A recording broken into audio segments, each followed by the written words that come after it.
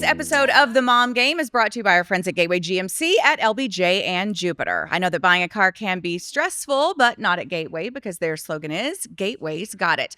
And just what does that mean? Well, it means Gateway's got a wide selection of new GMCs and GM-certified used vehicles, all competitively priced. Gateway's got it.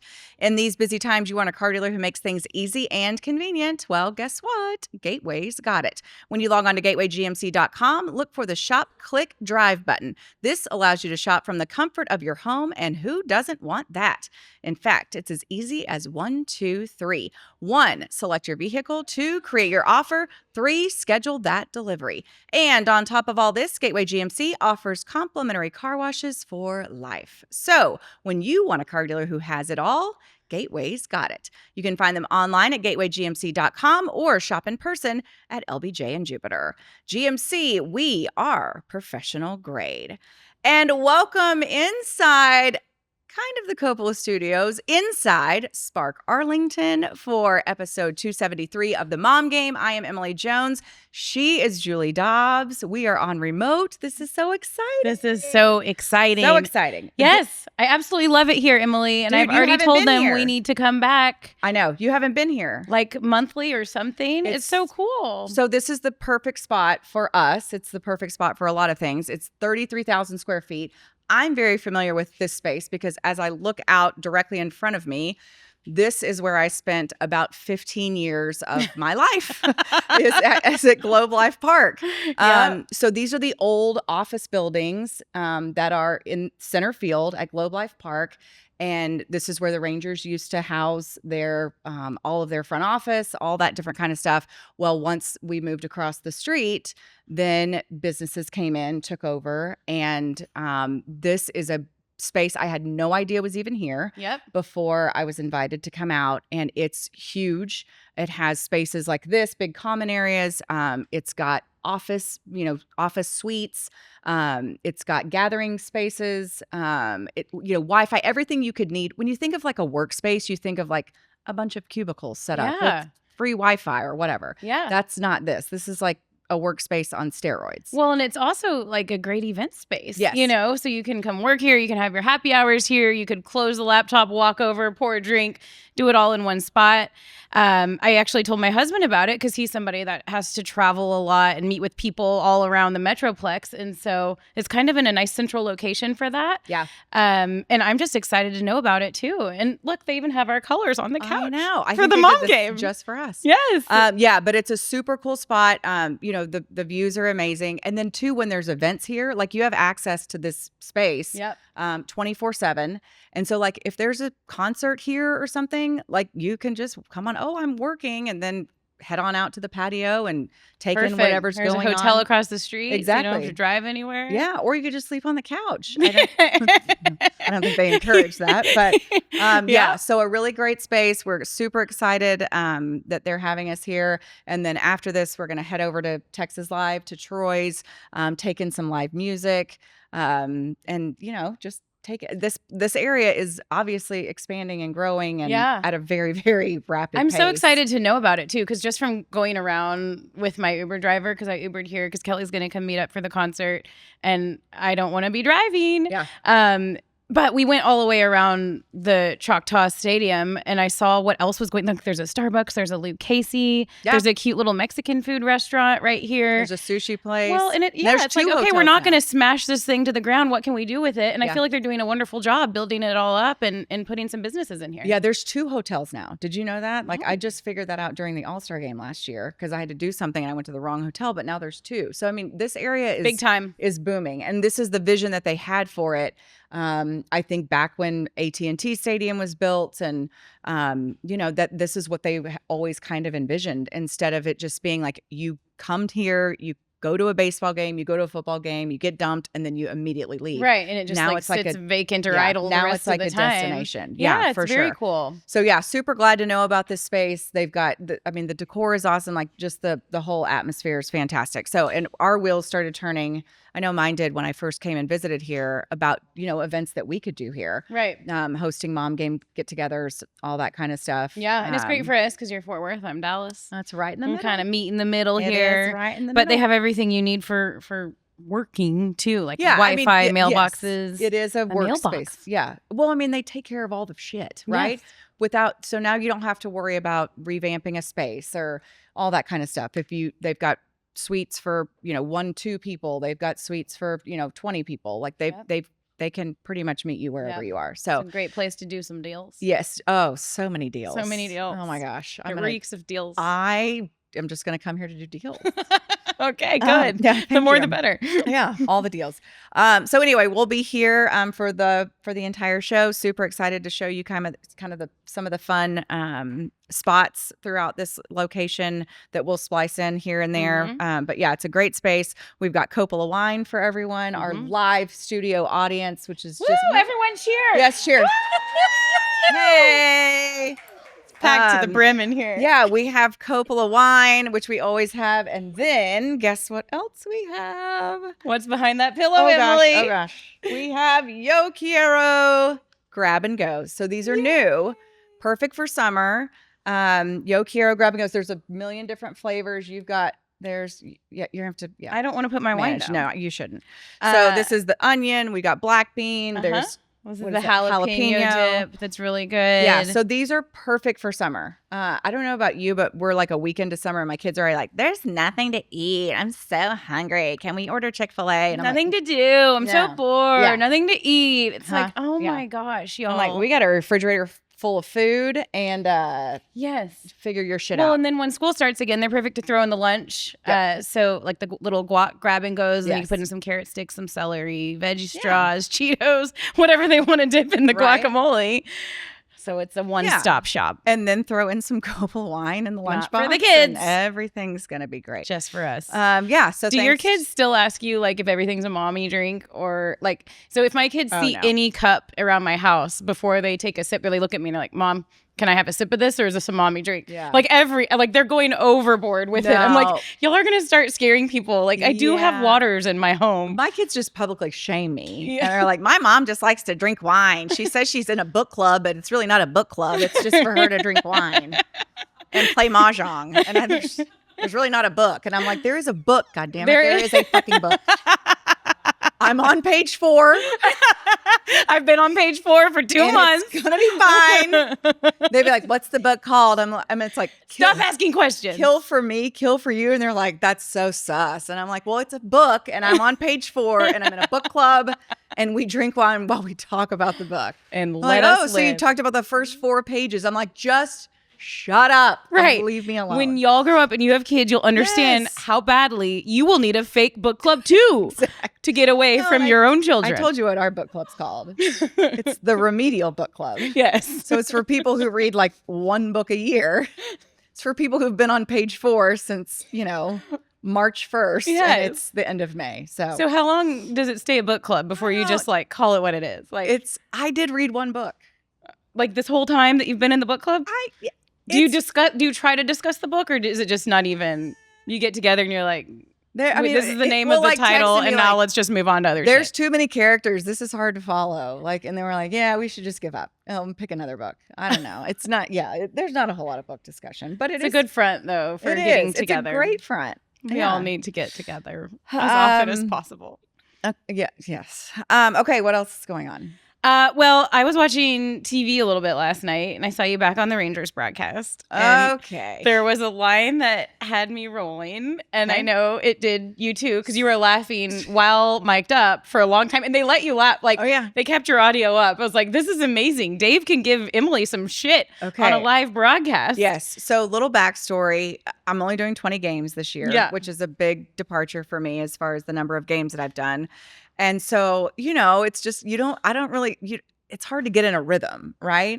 But also too, it is weird. That's probably an underrated thing. It's like, but at the same you get time, in such a routine doing games all the time. You've noticed, my give a shit is pretty broke at this point. Yeah. And so I just don't, messing up just doesn't really faze me anymore. So I had an open hit in the finale against the Blue Jays, and I was supposed to be talking about Tyler Malley, and he's been really good, and I just couldn't get words out properly. And so when I do that, I usually just clown on myself instead of trying to like pretend like I didn't just totally screw something up. I just will kind of call myself out.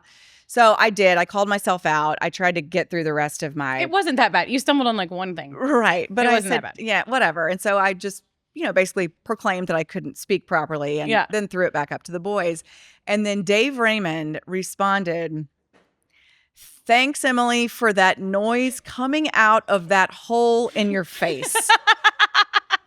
And I thought I was going to wet my pants because it was the funniest thing I had ever heard in my life. And for him to do it on live television, completely fucking call me out on how terrible I am at my job, I thought was the most amazing thing I had ever heard in my life. Yes. And I could not stop laughing. It was hilarious. And I immediately so David Murphy was our analyst that night. And so I immediately texted David and Dave. And I just was like, I think that might be the best thing I've ever heard on television. And David Murphy, who's like the nicest human on the planet, he was like, "Me too.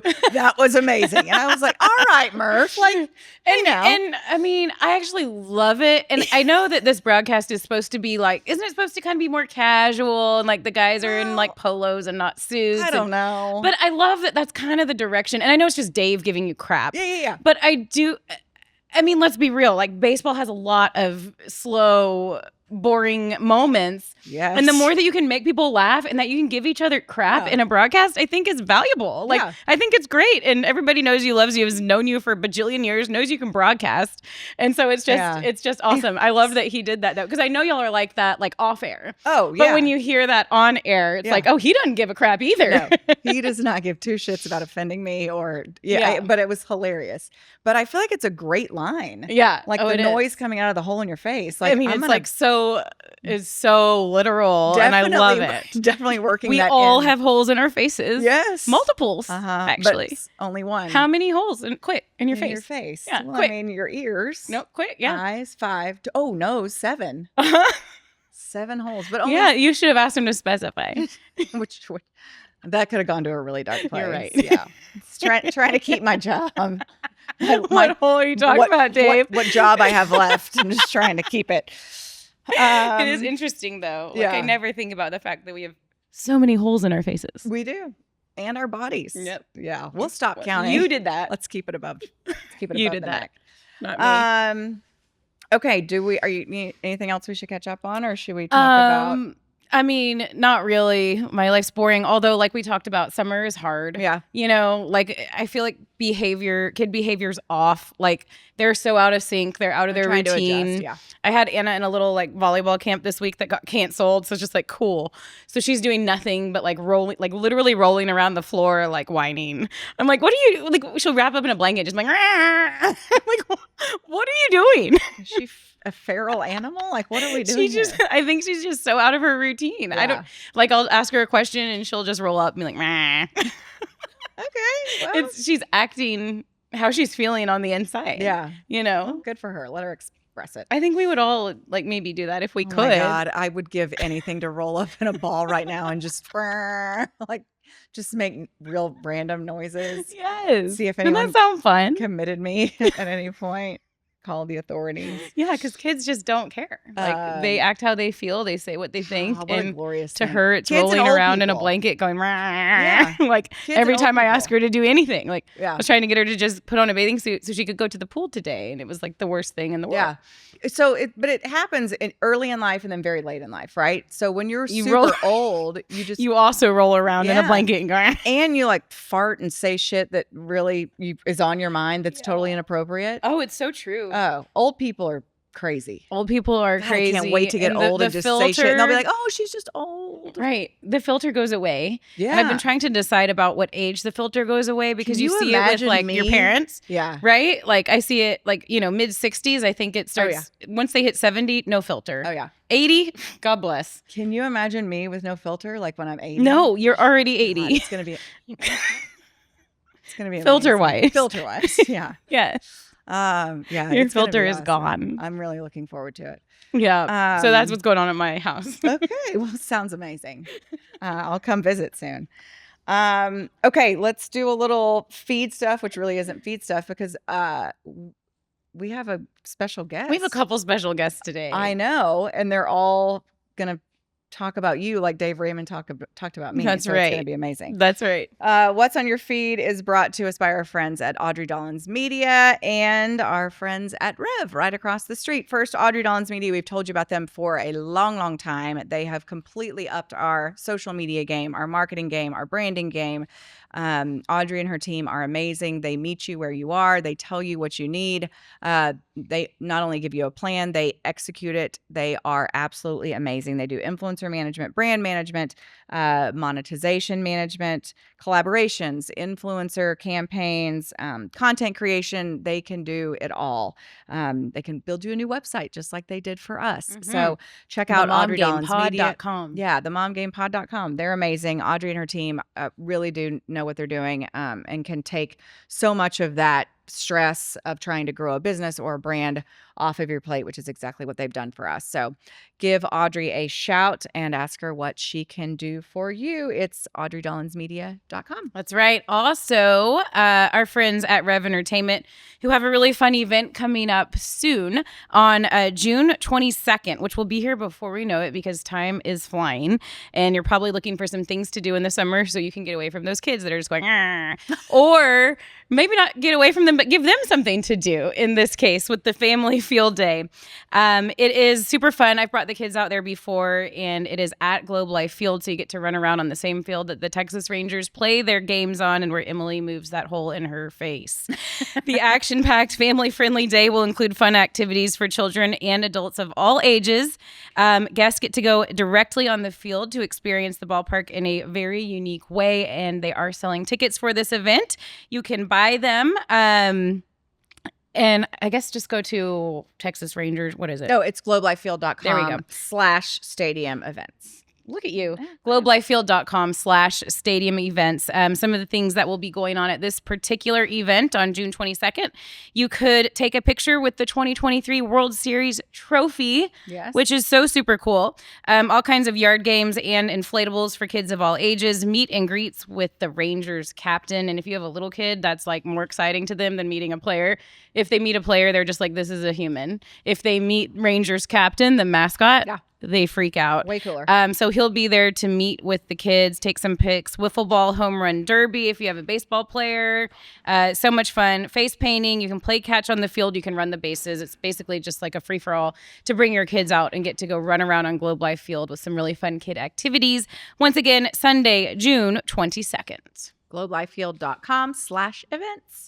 Okay, we have a special guest. I want you to introduce her, and then I am going to start the question. Oh, okay. She's going to get grilled by Yes, Emily. Okay, so exactly. we have two special guests on this show, which is so fun because I've had some friends come out to support, and also my best friend from college, Sarah Duggan, is here, and she's joining us on the show today. Hello. And I'm just so pumped. First of all, just to see her, let alone be able to have her kind of sit in with us for a little bit. Sarah is a amazing badass. I know we don't like saying boss bitch, but she's a boss bitch with her company. And ever since I've known her, she's like worked her tail off to try and get to where she's at now. So I'm super proud of her. She's actually in town because she spoke at an event today at the Sheraton. So Sarah, yay, you're here. I was just saying, I'm going to need some more Prosecco. I know. I need a job like this. Yes, I know. Yeah. Oh, I You know. what? I need a job like this. I know. Right? I feel like Isn't I would it cool? I think I would be more productive, happier. Yeah. Why makes Everyone gets a everything better. promotion. Yes. Right? Like Oprah, you're just handing them out. Yeah. Yes. Absolutely. I I know. So Sarah, I have two questions off the top before, and we're going to probably have, you've got all kinds of embarrassing stuff on me.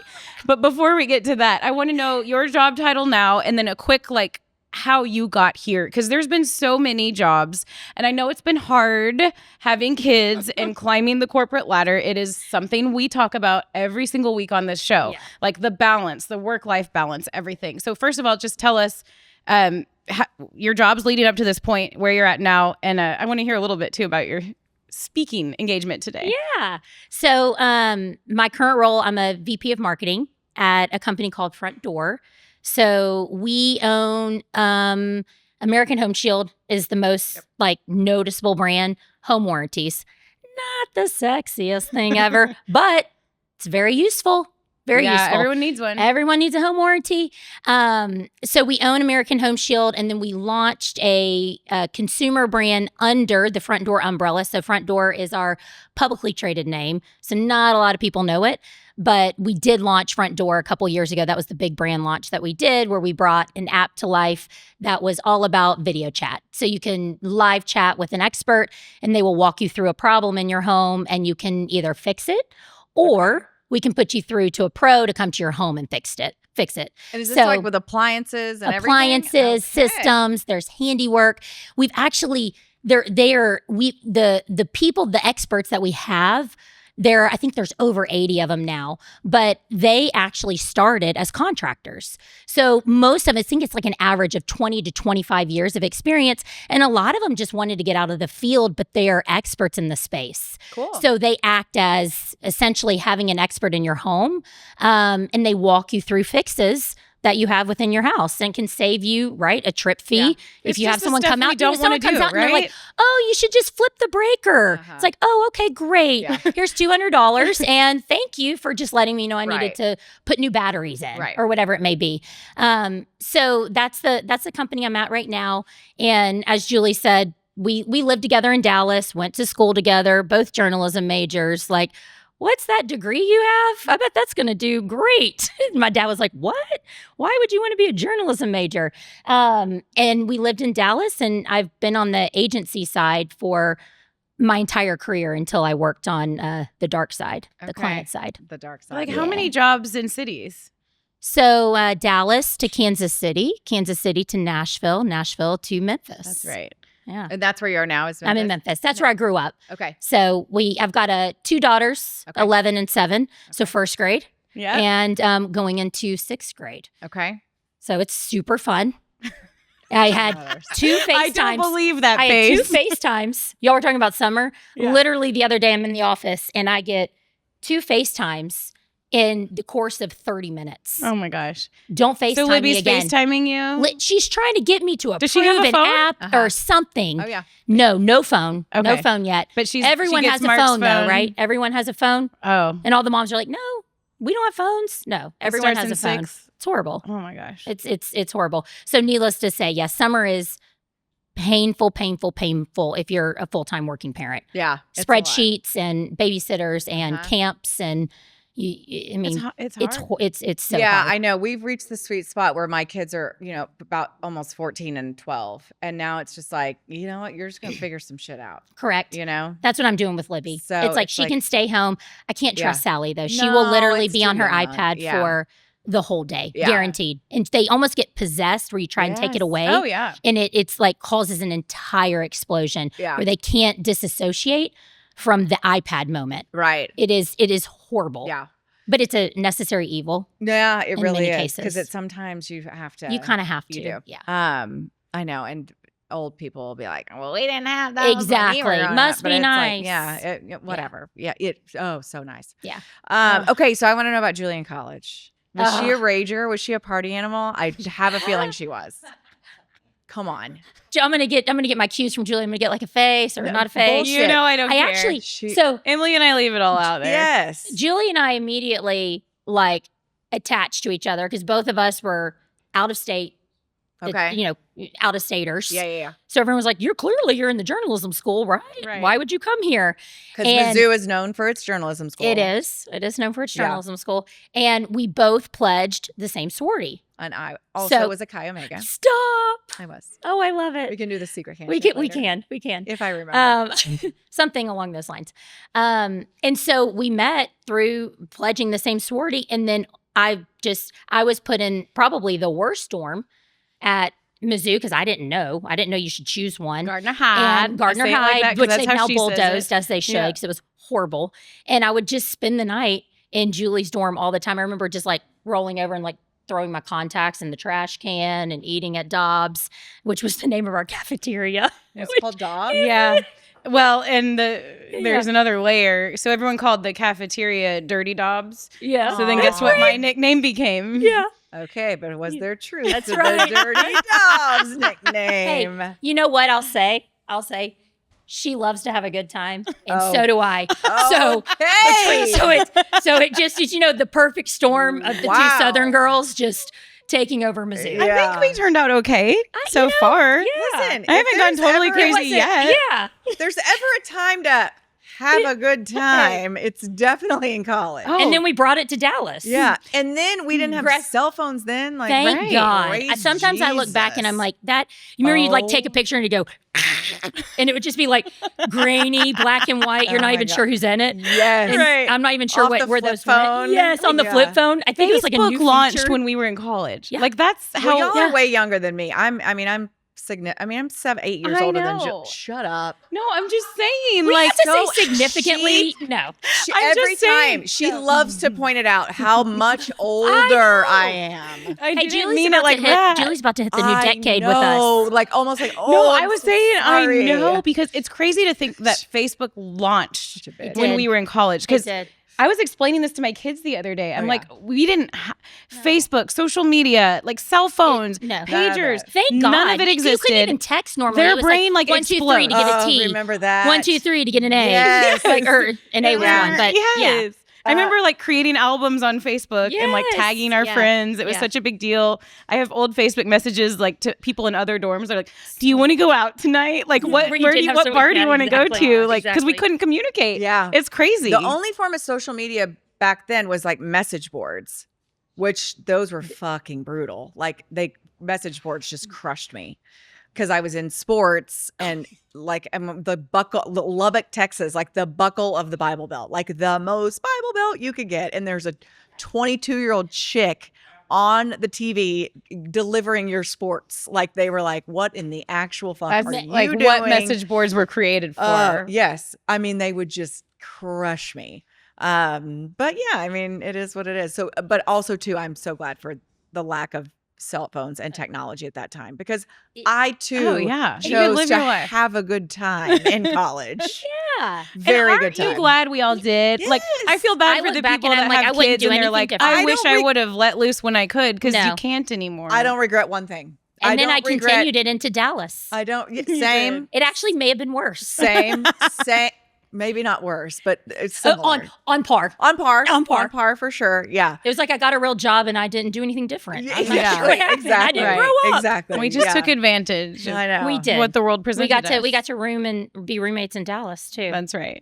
Okay, so back to your work-life balance. So you've climbed the corporate ladder. How have you continued to balance that? And how long do you foresee yourself Not great. doing great?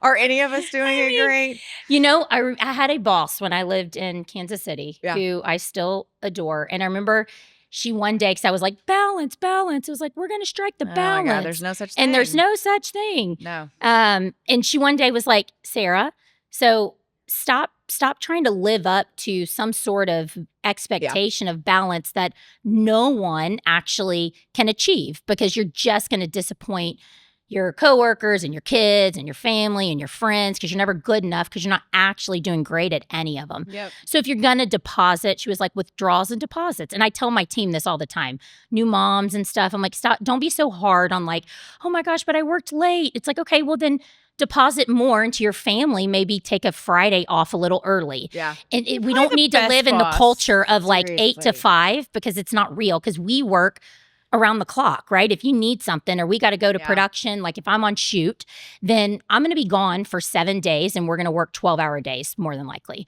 Well, then hopefully I can come back and maybe take a couple of days off and just recharge. Now, it doesn't always work that way, but I think if we can allow ourselves this idea of just like not this like stringent 8 to 5 and Yeah. then you're not as disappointed when you have to work overtime or when you have to say, hey, I'm going to take the afternoon off. Meetings are light. I'm going to pick my kids up from school and surprise them. Like that sort of thing. And it Kinda goes when such you a feel long like way. you're going to get it back at some point. Yeah. Like I'm willing to put in extra, but if I'm going to get it back. Absolutely. I mean, and like I feel like even we do this sometimes. Like right now, I'm going on vacation like in 2 weeks from today. I cannot tell you how excited I am for this. I am trying to do so many things, even just with our little mom game business, to make sure that when that vacation comes, I'm not going to unplug completely and like block Julie from my phone. But I want to do all this stuff to where I can be like, I've taken care of all this stuff. and I'm doing all this stuff right now and driving myself crazy so that when that vacation time comes that I can do it like kind of I hate to say guilt-free, but guilt-free to where like, And okay, enjoy it. Like, yeah. And I feel like it's so important to take that time because we don't, especially with technology and all that kind of stuff, that regardless of if you work or not, it's hard to take that time to be present. It is. And I think you have to That's find that and you have to make that. My question to you is, do you feel like more companies and corporate America is starting to get more hip to this way of thinking? I think I truly believe it's your leadership. Yep. Like I have an incredible leadership team. I have a boss who I could not respect more and vice versa. Like we have such mutual respect.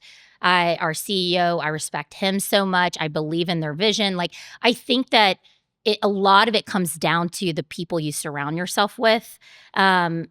Companies have different kind of approaches. We are virtual first now. We started at COVID and we have a headquarters, but not really. So I think there's like an element of just like trust and respect that you have to have for your team, knowing that they're going to get their job done. Like you hire professionals. Yeah. And if you don't trust that they're going to be able to do their job, then you probably shouldn't have hired them. And if you're going to allow them to do their job, then allow them to do their job. And so don't micromanage. Allow them to have time with their kids, like field days, like like stuff like that comes up and people are like, I'm going to take the afternoon off. I'm like, okay, yes, that's great. Do it. And what do you need me to cover for you? Yeah. So I do think that companies are coming around to it because I think you kind of have to. I think if we're going to be a culture of people that work honestly too much, like I think Americans are just naturally built in this mindset of like, how much can we do? How hard can I work? How hard can I work? And yes, how much can I do? Things. How hard can I work? Then you kind of have to allow people to kind of have these ebbs and flows, these withdrawals and deposits. And it's not because we don't have a work time frame anymore. It's going to happen at different moments of the day, right? It's not always going to be evening things. There may be things that happen during the day that you have to figure out, which is why it's always, I mean, it's the beauty and the pain of having it in your hand at all times. And two, it's not just leadership doing that. It's people being comfortable with it. Like I can't remember if it was you or that I was telling the story about. I came back from maternity leave with both of my kids after 3 weeks. I had 6, but I came back after 3. Yeah. Because I was afraid because we were in a playoff push with the Rangers. I didn't want to miss anything. And I look back and I'm like, what a fucking idiot. I had a full diaper on when I came back. An actual diaper. Yes. I'm not even kidding. Yeah. I remember trying to chime in on a conference call. You're like, and I just like unmuted and I tried to speak and I was like, okay, that made no sense. Yeah. I don't know. I don't even know what anyone's doing right now. Yeah. So I'm just trying to make myself feel visible. Yeah. And I think there's a lot of pressure on that. So I think it happens on both sides, right? Yeah. Like you have to communicate that as leadership and as, the up top, not the up tops, but not those up tops. Well, I mean, those are prevalent too in pregnancy. Yeah. But, the people in the positions of authority. Yes. And also too, the people that are, you have to be okay with it. Like it's okay if I miss something. It's okay. Yes. And I think too, there's a lot of pressure. I heard was listening to a radio station that I listen to a lot, a sports radio station, and the guy came back from paternity leave and he's just getting fucking crushed. And it's like, dude, like, okay, sorry, you're old and you didn't get paternity leave. Like, but why are Don't be butthurt. Who cares? Yeah. Like you get or people like that take vacation and they're like, oh, he's back on vacation again. Like, hey, dude, it's in my fucking contract. The vacation piece is just I'm taking all insane. of it. Like, all of it, and so it's people do not take vacation. Right. I'm literally like, go vacation. Yeah. Go away, do something, recharge. I don't care if you stay at your house. But maybe they don't like their families. What?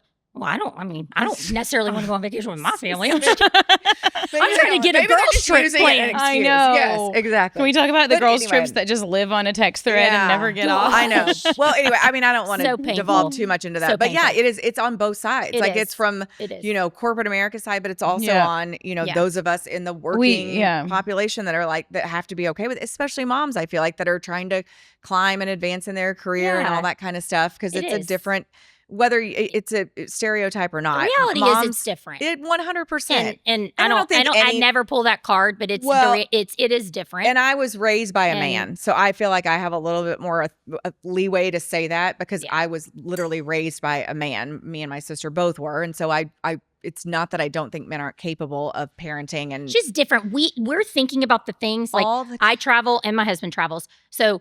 But when he travels, he's just going to walk out the door. Yes. He does a ton. He's at a swim meet right now. Like 100%.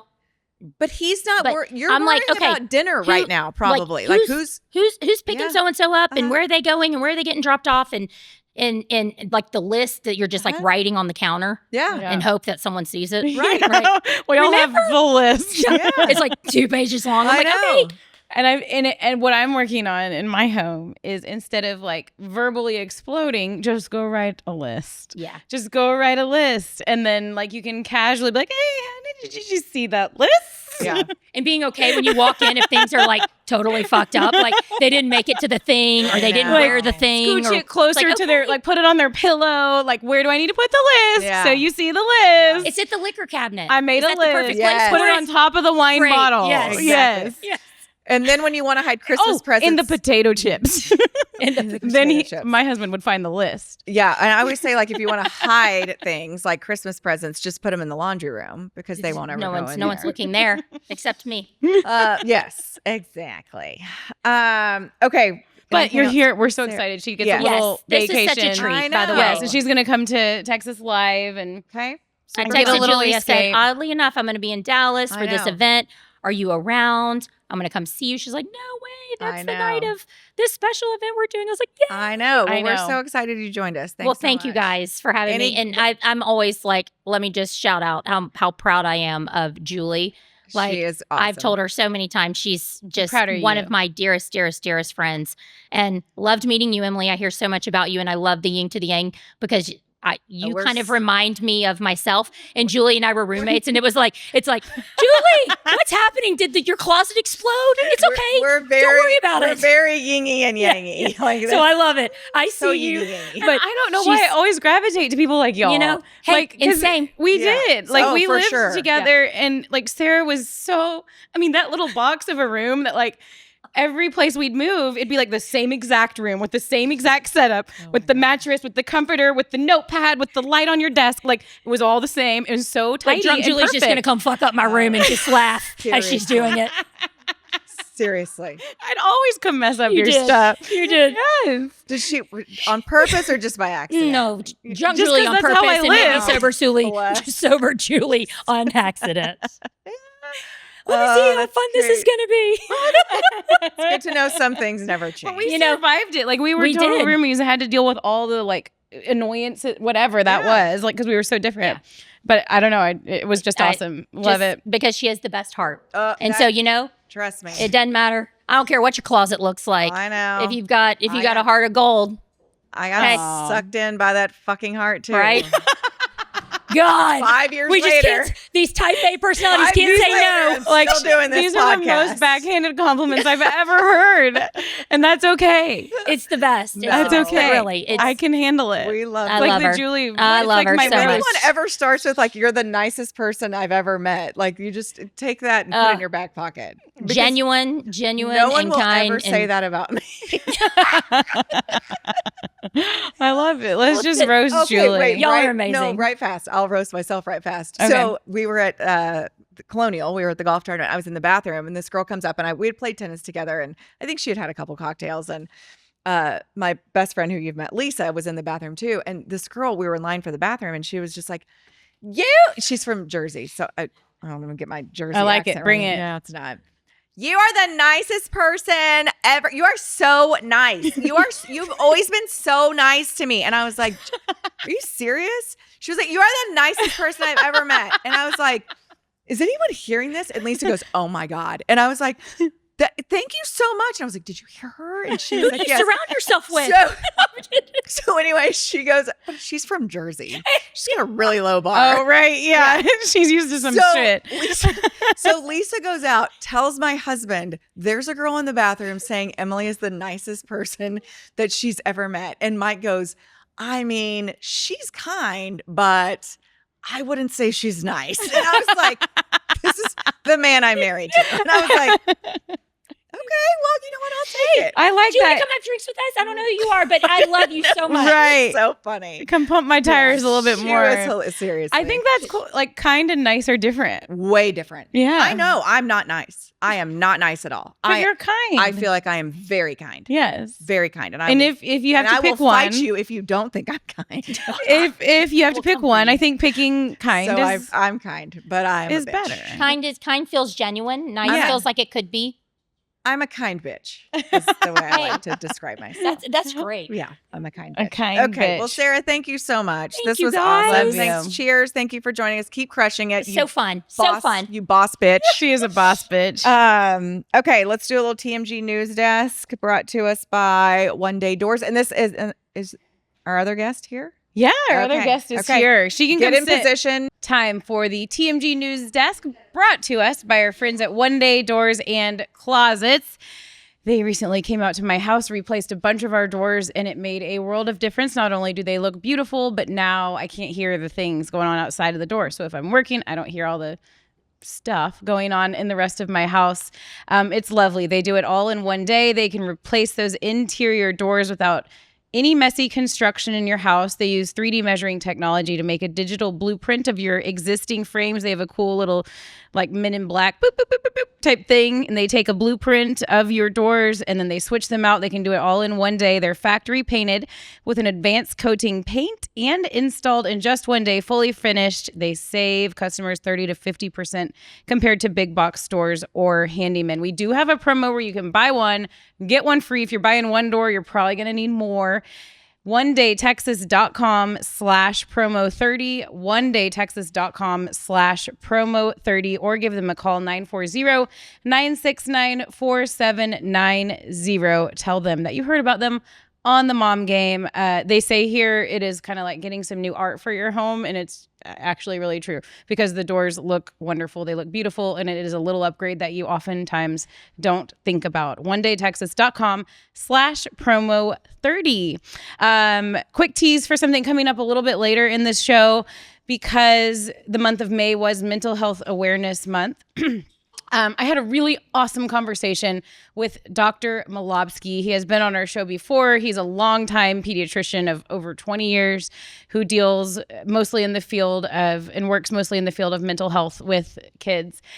He had a nice visit with Emily about a month or so ago, and now it was my turn. So don't miss. That is coming up after our very special guest that is coming right now. We have another one of my friends. We got to hear from Sarah Duggan, boss bitch, one of my best friends in the world. I hate that word. It is. Okay. It's a bad term. It's okay. But when someone's a boss bitch, I just don't know what else to say. Let's think of a new word. Let's workshop that. But I don't have it yet. I know. And she was here today. Let's put it in the tackle box. Boss B. Okay. She was a total boss B. And I love how it worked out where she was able to be here on this show today. Another one of my good friends is here today, and I have so many things that I want to chat with her about that I have been thinking for a long time would be so fun to have her on the podcast to talk about.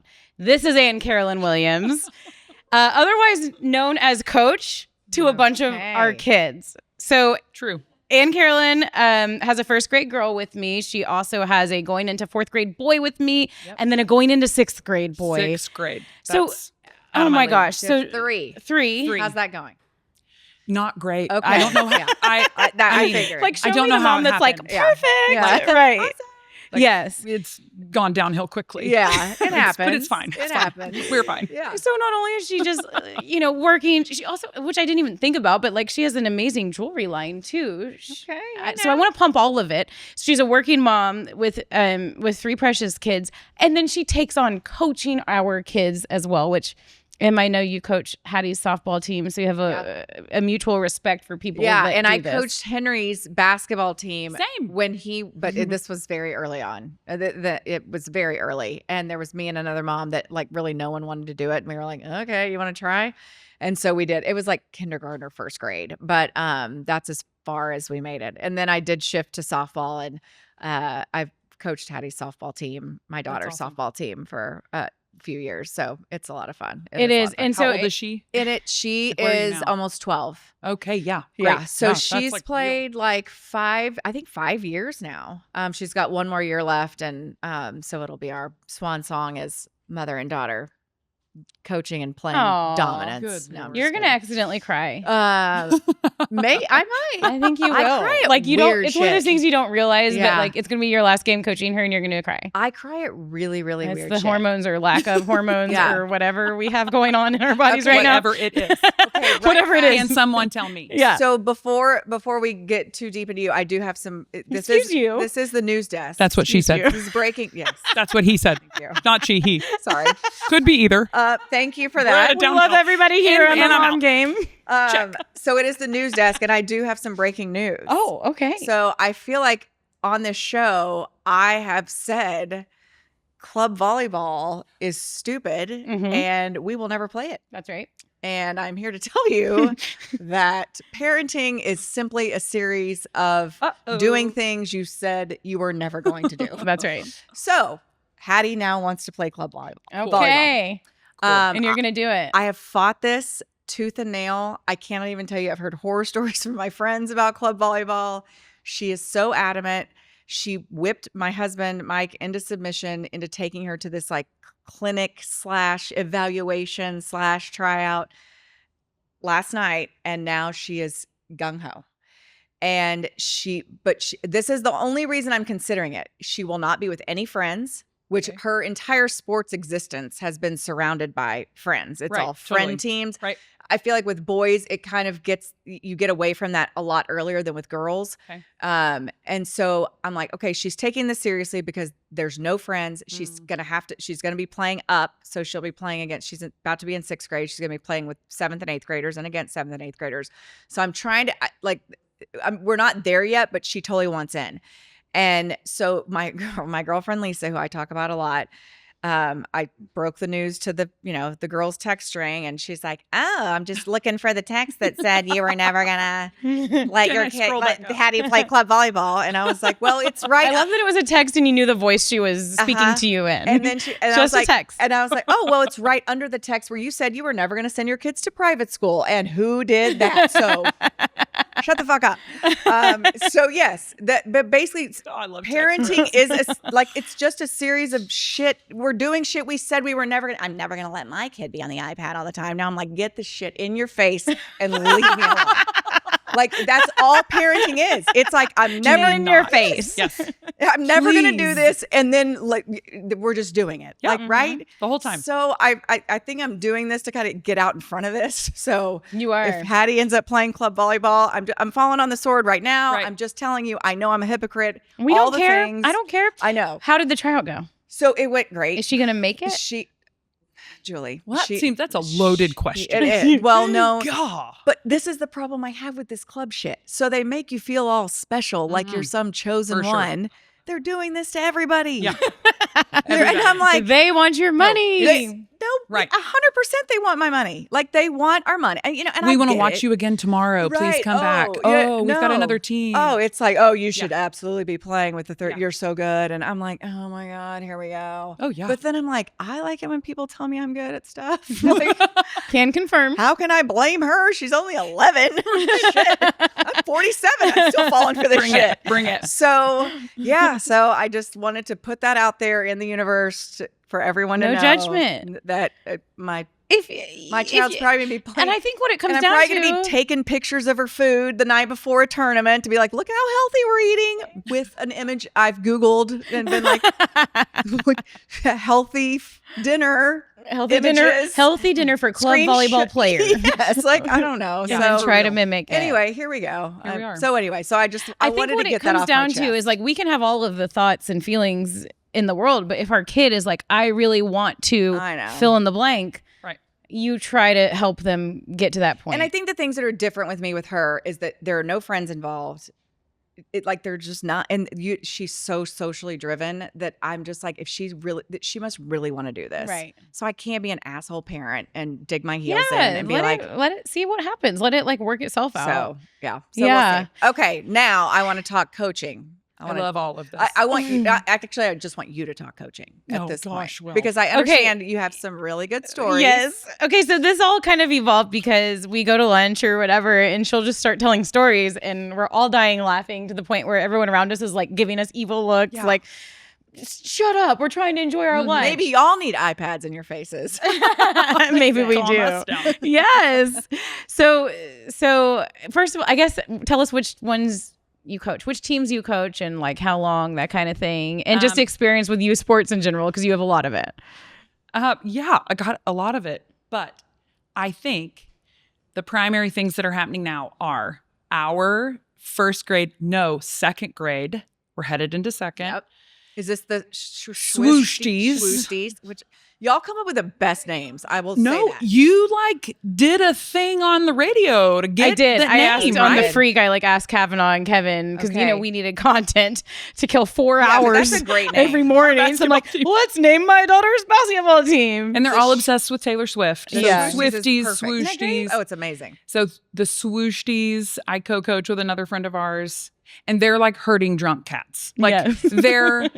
it's been since kindergarten and first grade, and you're just yelling. Yeah. And something that I won't be able to show here because I would break a microphone is I am loud. She's very loud. Duh. And my voice bellows through any gym.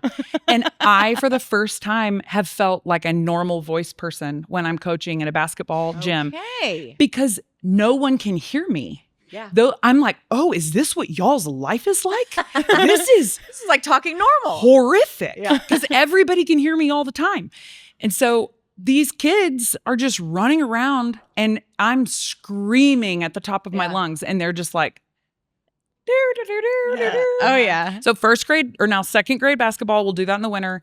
And then I've actually coached my soon to be fourth grade son's basketball team for Okay. 2 years. So we'll do that again. Okay. And I love it. I played basketball. Okay. I think it's so much fun. Yeah. I still think they're children. These are children. Yeah. These are not, nobody on these teams are headed to the NBA. Are you sure? I swear on my Okay. life. Just making sure. I just want to make sure. Swear just in on my case life. any of their parents are listening right now. They're I just not wanna put it out going. there. Okay.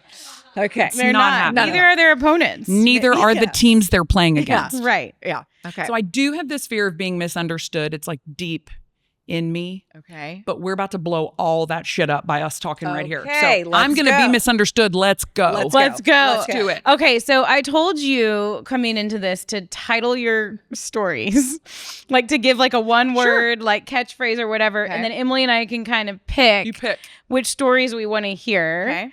So Are you ready? give us your words. Still Yeah, ready. They're not one word. that's fine. Okay. Shocker. I expect it How from many do you have? 4. Okay. The 4 best. Okay. Okay. Okay, here we go. Again, they're not one word. That's fine. You're the worst thing I've ever seen at a sporting event. Okay. Number 1. God, That's good. That really speaks to me. Number 2, Kelly falls apart. Oh, Oh. Number 3, shh. Number 4, there's no sudden death in basketball. Okay. I know which one I want to hear first. Tell me. Kelly falls apart, and I'm hoping this is Kelly Forbes. It is Kelly Forbes. Let's go. Okay. I'm about to rat some people out. Let's okay. go. So we're going to remain nameless. Uh-huh. No. But this our neighborhood. Okay. Okay. I feel Here like we I go. know a lot about y'all's neighborhood. You do. Really. You're about to know more. So it's swoosties versus the other school team.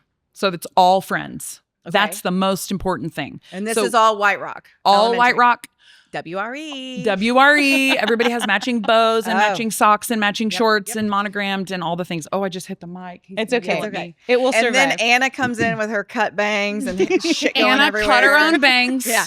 And Okay. and Anna has also brushed her curly hair. Of course she has.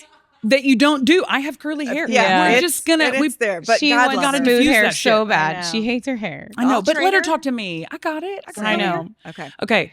So swooshies versus the other White Rock team. Okay. So they're all friends. Okay. So they're all terrified to play each other. Yeah. Because you don't want to hurt the other person's No. feelings. You don't want to take a ball. So what am I doing? Let's go get. I'm like fucking get ready. Yes. Okay. She's not keeping it calm. I am not keeping it calm. We are ready to go to the WNBA in this game. Okay. It is about to go down. We have played this team before. Okay. Do you pretend like you're not secret, like, or are you just out there with it? Like, we're going to fucking pound this Okay. team. Have you ever seen Kim Mulkey coach? Yep. Okay. That's all I need to know. I jump, I sweat, I scream. It's not anger screaming, No. but I get more videos sent to me of me coaching than I do the children. Okay. I cannot help it. It is not fake. Yeah, it's not controllable. It is not a fraud. It is not controllable. Okay. It is who I am, and I am happy to be this way. Good for you. Good for you. So, I can't wait to see you at 80 and your filter and lack thereof.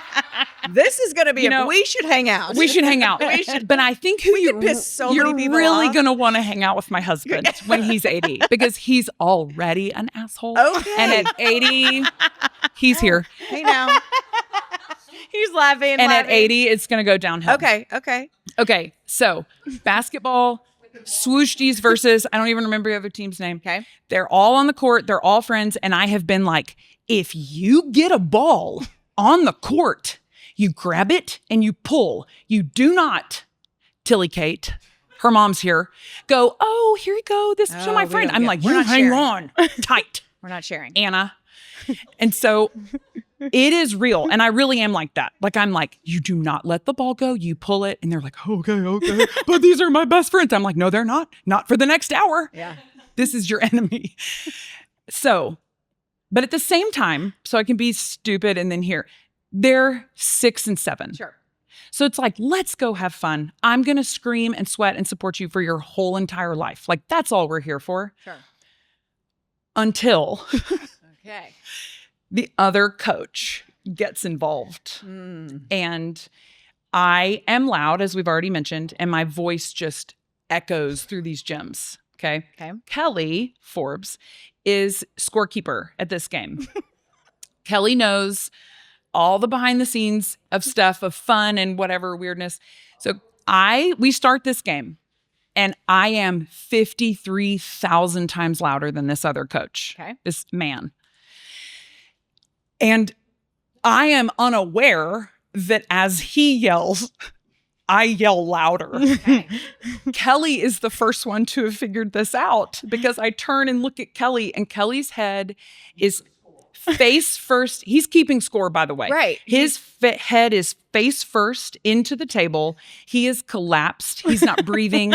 He is just looking at me and he's like, you're psycho. And he cannot quit. He's dying laughing because he knows what's in my head. Right. So the whole game, I am louder than this other coach, which makes him go out into the middle of the basketball court to allow his kids to hear him. But I'm on the other side of the court and he's closest to the kids. Okay. Does that make sense? Yeah. I'm on this side, which you can't cross the line. Right. I'm loud enough Oh, yeah. that he has to go out into his first grade world to allow them to hear him. Right. Then there's this call that goes out of bounds and I like see the ref and she like gives me a nod. I'm like, oh, this is our ball. He thinks it's theirs. So I'm like, go. Anna, throw it in. He thinks it's their ball. And I'm so loud that everybody's listening to me. So, and all the girls, because I know all 10 girls that are on the court because we're all friends, they throw the ball in. We do, swooshies do, immediately to our little feisty Mariana, who gets the ball, shoots, scores immediately before he has ever even realized that we have thrown the ball in. He stomps his way out into the middle of the court and is like, that's not the call, screaming. They're 7. They're 7. Granted, did I maybe poke the bear? Sure. Okay. But handle yourself, right? Yeah, sure. I'm joking. I don't handle myself. on the It's court. fine. On the court. But and the rest of us like don't really know what all the is going back and forth. We can hear her yelling and all that, but everyone's like, he's on the court. Right. He's on the court. Right. You know, It 'cause just- he's like there's a basketball game happening. So what is it though about kids sports that makes adults just fucking lose all like all sense of sanity. I honestly think, And you included, and me included. right. No, Like it just, it turns you into a crazy person. I think if you played sports and Yeah. you love sports, then you just want them to love it. Like I want my 3 kids to love sports. Yeah. My daughter does not. That's fine. Yeah. My sons, one of them kind of does, but I don't know. He's going to be an attorney. Let's plow that in. Well, that's a whole nother issue. Right.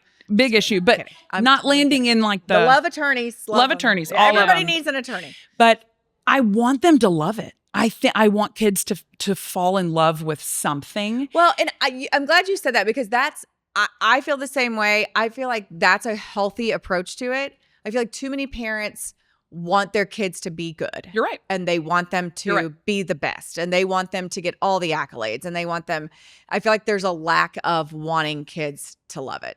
And I think I agree with you. And I also think that there's a deep-seated insecurity that's different for everybody, but it's there. And when Mostly your with kids, dads. Mostly with dads. girl, well, we'll talk about some white rock moms. Yeah. Okay. But I think, sorry, my bad. She's throwing white rock JK, moms under JK. the bus. All I'm just moms. kidding. No, it is all moms. I do think there's some insecurities in the dads. And usually the dads are just louder, in my opinion, Yeah. until you get a me. Yeah. And then it throws off like the equilibrium. And there's It does. Yeah. it really does to have I a know. dominant female who loves to coach They don't want to hear that's it. out there. Ooh, they don't want to hear it. They don't want to hear it. Do not want to hear it. It's And just it the is best. It's just threatening. the most fun to watch. I fought so many battles at my kids' little league, and I Yeah. just finally gave up. Like, I mean, but it just, and not to be, and I'm not a big like women's lib. Hear me roar. I'm not. That's not No, my me shtick. either. It's not my game. But it's like it is different. It is different. And dudes can do shit, and it's like it's just dudes being bros, and then chicks do it, and it's like she's fucking unhinged and she's insane. Yeah. So it's There's just an part of it. End Yeah. of a story that's on here, so we'll cut this one out. Okay. But the very end, the whole point of the story is this whole big 3rd grade playoff game, basketball. Oh wait, now we're 3rd grade. This is a new one. I have a boy. Okay, so this is a new story. Yes. So Kelly lost it, melted yeah. on the scoreboard, She was Kelly just- lost she- it. which yeah. was amazing. Kelly lost it. Yeah. Like dying laughing, couldn't recover the whole game because he knew he was in my head. Yeah. He Yeah. knew Got it. what I was doing before I was doing it. Okay, I just wanted to make sure we got Yes. the whole story in. And we Before we lost by 2 points Oh, at the very no. end of the game. How many that's- games have we won ever? 0.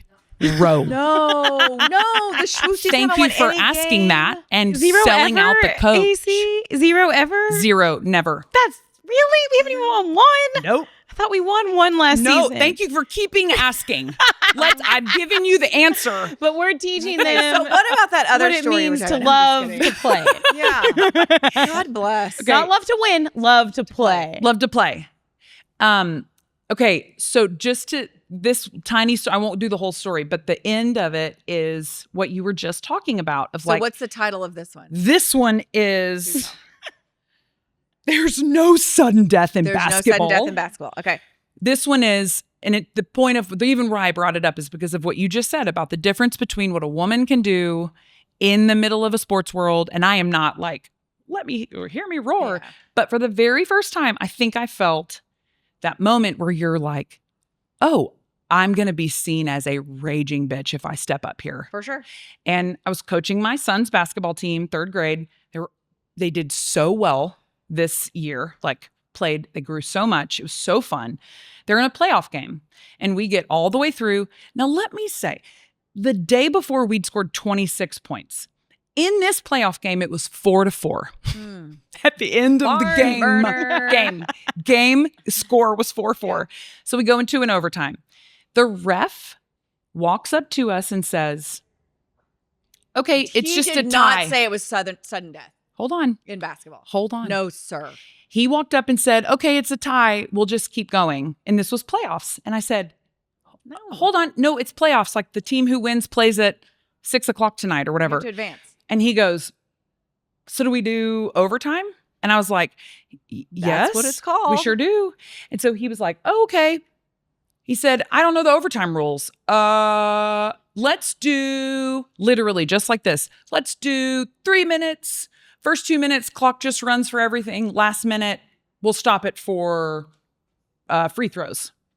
And I was like, that's not right. Like, I was like, but I think that it's, and he was like, let's just keep going. So I had the moment at that moment in time to be like, hold on, let's look up the rules. Yeah. Let's do this. And I kind of let it go because you get in that, I'm bold, but you can get in that position where you're like, I don't know if I should just put my foot down and step up and throw a stink because I don't want to be perceived as just that coach that's always and doing the other that, coach or was the like, yeah, woman. let's go. And the other ref was like, sounds great. And it just was this awkward position for me to be in that I'm not normally in. Yeah. So we do this, score goes to 6-6 at the end of so we go into second overtime. And he comes over and he goes, I have no idea how to do this. He said, At least he's honest. 1 minute running clock and first person to score wins. No.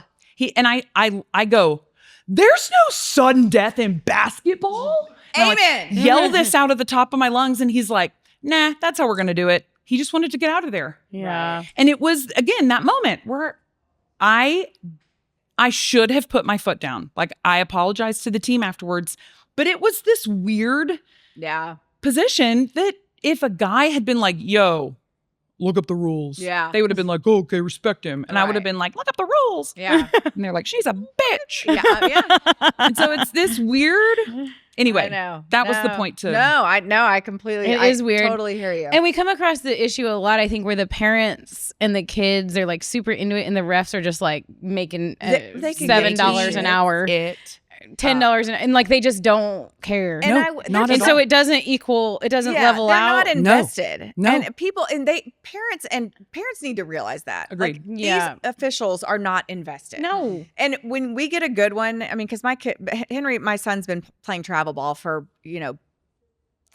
7 years, 6-7 years, a long time. Yeah. And when we get a good umpire that's into it and that's like, engaging the kids, like it's just I always got on my. I'm like, hey, Blue, thank you so much. Like, It's a different it is game. But you also have to realize, why would they be so invested? They're Right. making fucking nothing. Unless they're And just getting like treated like loving- absolute shit because Everybody's these yelling parents all are the fucking time. crazy because they all think their kids are going to MLB and get Yep. drafted. And Yep. it's like, yeah, y'all, I'm sure they're all like, y'all are a bunch of crazy fools, So yeah, but youth sports is just, it's so weird because I grew up in a small town, raised by my dad. Like, we just there wasn't a lot of, it just wasn't a big thing.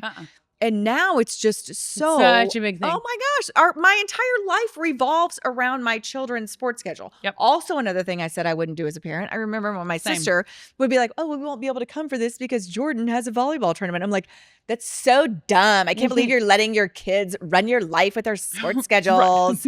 And then here I am like, sorry, I can't go to lunch because Henry's got to have a batting lesson. Like, I can't. I'm totally doing, again, everything I said I wasn't going to do as a parent is everything I'm doing as a parent. They own us. Yeah. No, it's real. It is. I agree. I want to hear you're the worst thing to happen to. What was that one? Oh, yeah. What's the full title? I feel like I've heard that too. You're the myself. worst thing I've ever seen at a sporting event. Yes. Okay. I like this one. Let's do this one. Yeah, because I Going feel like back I've to heard it basketball. too. Sorry. We're going back to basketball. No, it's okay. I right. feel like I've heard the same thing too. Okay. Like, just in a different way. Really? On a different. I feel like I've heard it a lot. Like, just in general. Like, Oh, Well, Emily. that's not no, right. oh, it's okay. I don't care. You're the worst thing to ever happen. Never. To It's okay. sports? I'm over it. You're great. No, thank you. This is why one- she's so nice. I know, precious, know. sweet, I know. sweet Julie. So sweet, Julie. This one is me in the stands. Okay. Which, listen, I'm loud. We've Okay. already discussed This this, is a but I gr- chirp. Okay, so this would be an interesting case study, just from the stories that you've told, like how you are just as a non-coach parent in the stands. I'm getting crickets. My from the husband crowd. doesn't sit with me. Okay, He refuses. can I say? Don't blame you. Don't blame you, and I'm with you. I just can't help it. I know, There's it's no hard. part of me It's hard. like Yeah. is that pride? Like, I think that I have something to say. Right. And it's important. That's really It's what valuable. it is. Yes. It's valuable. Like, all this is so stupid. What but would our kids do without us yelling at them throughout every single game, telling know. them what to do? I What know. would they do without us? I don't know. know. They would just run around in a know. circle. Like, I think they would "Mom, fall what apart. do I do?" Actually, now that I'm a coach, and I'm like, parents, shut Uh-huh. Yeah. Uh-huh. no one can hear me as the coach. And then I get on the stands and I'm like, but I know better than the coach. Yeah. Get to the baseline. Yeah. You know, like screaming. Okay, so this one is me in the stands. Okay. It's boys basketball. They're 8. Like, can we just keep talking? All of my kids are 11 and under. So every story I'm talking about are tiny baby children Yeah. that don't have frontal lobes yet. Like, we are talking about tiny baby children, and all of these stories are so insane that they're coming from 6, 7, 8, 9-year-olds. Like, that's where I think my brain just goes, pew. So I'm a very quiet, subdued person in the stands. That's not true. Okay. I was just about to say this is Basketball game is going on, and there is a kid on the other team that looks like a linebacker Okay. and then is playing like a linebacker. My kid on this But this team, is basketball. this not is football. basketball, Okay. not football. Good to know. So whether he knows the rules or not my deal. But he is manhandling my kid. Okay. Don't poke the bear. Mhm. If I had a favorite, I'm kidding. I don't have a favorite kid. But it's obviously that one. But it could be this one. Could be. He's Okay. just so precious. Okay. I hope they don't ever listen. Yeah. So he's getting manhandled and the refs aren't doing anything. So I think I should talk. Emily's face is just going straighter and straighter and straighter. No, I've been in this position, I'm sure, a million times. And so I am like, dude, you can't do that. Like, those are things I say. Like, Yeah. dude, you can't throw him on the ground. Like, that kind of stuff. Okay. There happens to be a grandmother and a grandfather sitting in front of me. Of the dude. No. No? Of Okay. the other team, though. Okay. They But not positioned dude's grandparents. not It's- dude's grandparents. It's dude's teammates' grandparents. Dude teammates' grandparents. Got it. They have positioned themselves in the center of our side. You know, people, you get So there they're and you ju- get sides. They're just fucking with y'all. They do. And they have done trolling it you. before. Yeah, they're trolling. The you. They are grandparents? trolling. Yeah, they're doing it on purpose. Yes. Oh, grandparents are the worst. We talked about them. No They're filter. psycho. Dude, Yeah, you should true. hear the shit Henry's grandparents say. They're Oh my crazy. gosh. It's fucking So unhinged. these two are in front of me and they just kind of chirp the whole time. Like they talk, but she's a little crazy. Like, you can tell. You're like, well, don't. Okay, fuck right. with her. I need to know, is the other team really good? No, both teams were terrible. Okay. Yeah, we're not great. They're not Because great. sometimes like really good teams will like position themselves like in the middle and be like, oh, sorry about your luck. No. Oh, that's Right. too bad. It's Oh, like you the look like you have a really unspoken sweet group of bleacher kids. divide. Yeah. No. Okay. No one's good. All right, I'm trying So to get it's the whole just, scene. here we are, everybody's limping along, and then there's like linebacker in the middle of a basketball game, and my child is getting thrown on the ground. Don't mess with my kid, is really what I'm thinking. Okay. So I am saying things like what I said before. You can't do that, ref. You gotta, whatever.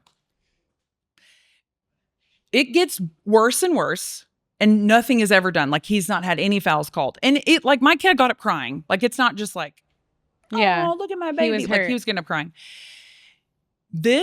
Everybody that's going to listen to this thinks I'm psycho. Like, I'm very aware as I'm talking. I'm like, these people are like, geez, don't interrupt with her. So finally, he gets a call on him and it gets him fouled out.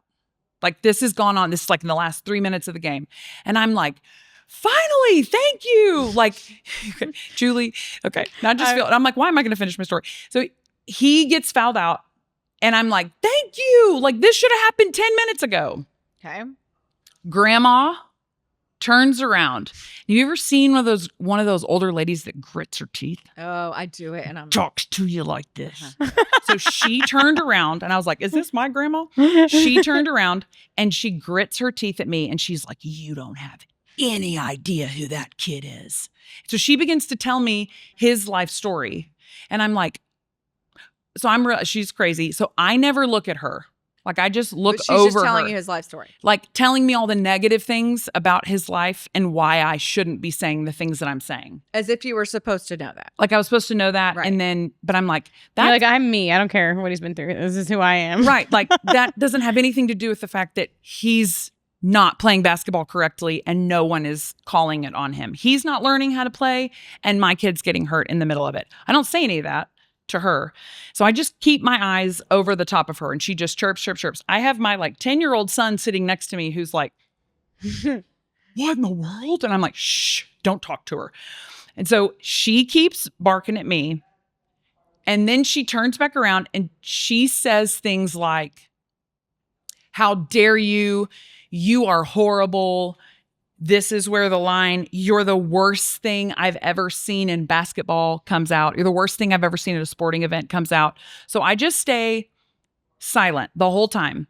And she chirps and chirps and chirps. And then she turns around and I have a really loud clap. Like it is Shocking. deafening. I know. Shocking. I was created with extra care. To be like, My clap and my lungs are next level. So my Fully intact. clap is like piercing, horrific piercing. And so she is sitting right here and I just begin and to I'm sure slow you can clap. bump it. You can bump it if you want to bump it, right? Like you Oh, can bump yeah. it up. Yeah. No, like there's a normal clap, which Yeah. is like, bow, bow, bow. And then I'm like, bitch, watch this. And so I'm just sitting there, it goes quiet, and I just begin to slow clap, like one at a time behind this lady. And I just am like, and it's like Fireworks. everywhere. And so I get faster and faster. And then all of the Seahawk fans with us have heard this lady yelling at me and she was nuts. And they start slow clapping too. Oh my and so the God. whole Oh my team gosh. just goes in on it. She turns around and she says, this is when she says, you're a bitch. Oh, You're the worst thing I've ever seen at a sporting event.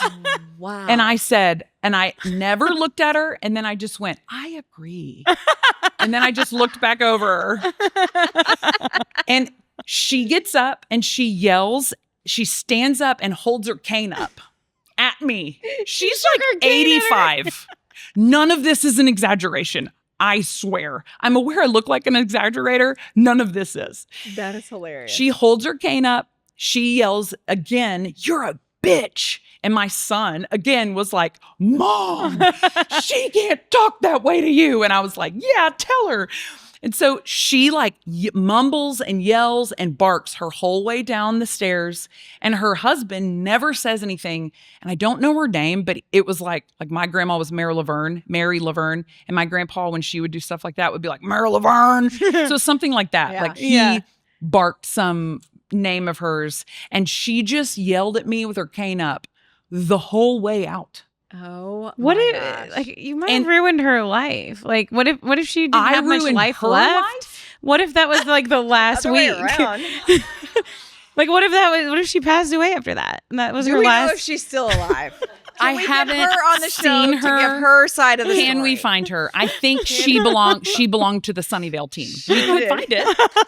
I think they're Sunnyvale. Oh, that's So, amazing. But it's just, I guess I think the stories are funny and also at the same time so ridiculous yeah, because they're just kids. I know. Yeah. And we I know. just have We're so all much living in a pressure on clown them. world. It's all insane. Yeah. It's all insane. And you just kind of either have to like And is it like embrace it or go live Yeah, you're right. on a mountain. Or yell. Is somewhere. it I like did. the adults? Like okay, so we all have a lot going on inside of us. Whatever. Is it the adults like insecurities, anxiety, pressure they're feeling from this, that, or the other coming out in kids' sports?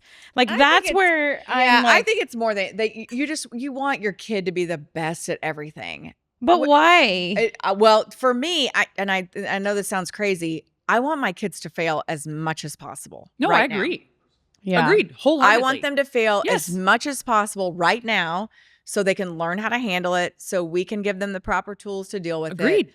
I mean, I know that sounds weird, but like I don't want Henry to crush it right now. Like Yeah. I'm proud of him when he does, but like Right. it's like I tell him all the time with baseball. I'm like, dude, if you want shit to come easy, you pick the wrong fucking sport. Yeah. Right. Like this is This That's is work. not. Baseball's this is not work. it. I Like, love what you said about baseball one time. It's like so much failure. Like you almost. I talked to Marcus how Simeon the often other do you day. get a like great? Yeah, like I talked to Marcus triple Simeon. home Marcus run. Simeon is making millions of dollars, 7-year contract with the Rangers.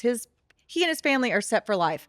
I went and talked to him in his locker the other day, and he is like, man, baseball is fucking hard right now. I don't think he said F. He doesn't really cuss, but he was like, baseball, it's hard. He was like, it's really hard right now. And I was like, dude, I hear you. And I was like, I told Marcus, I said, I tell Henry all the time, like, if you want easy, like, this isn't the game for you. But that's also what I love so much about sports.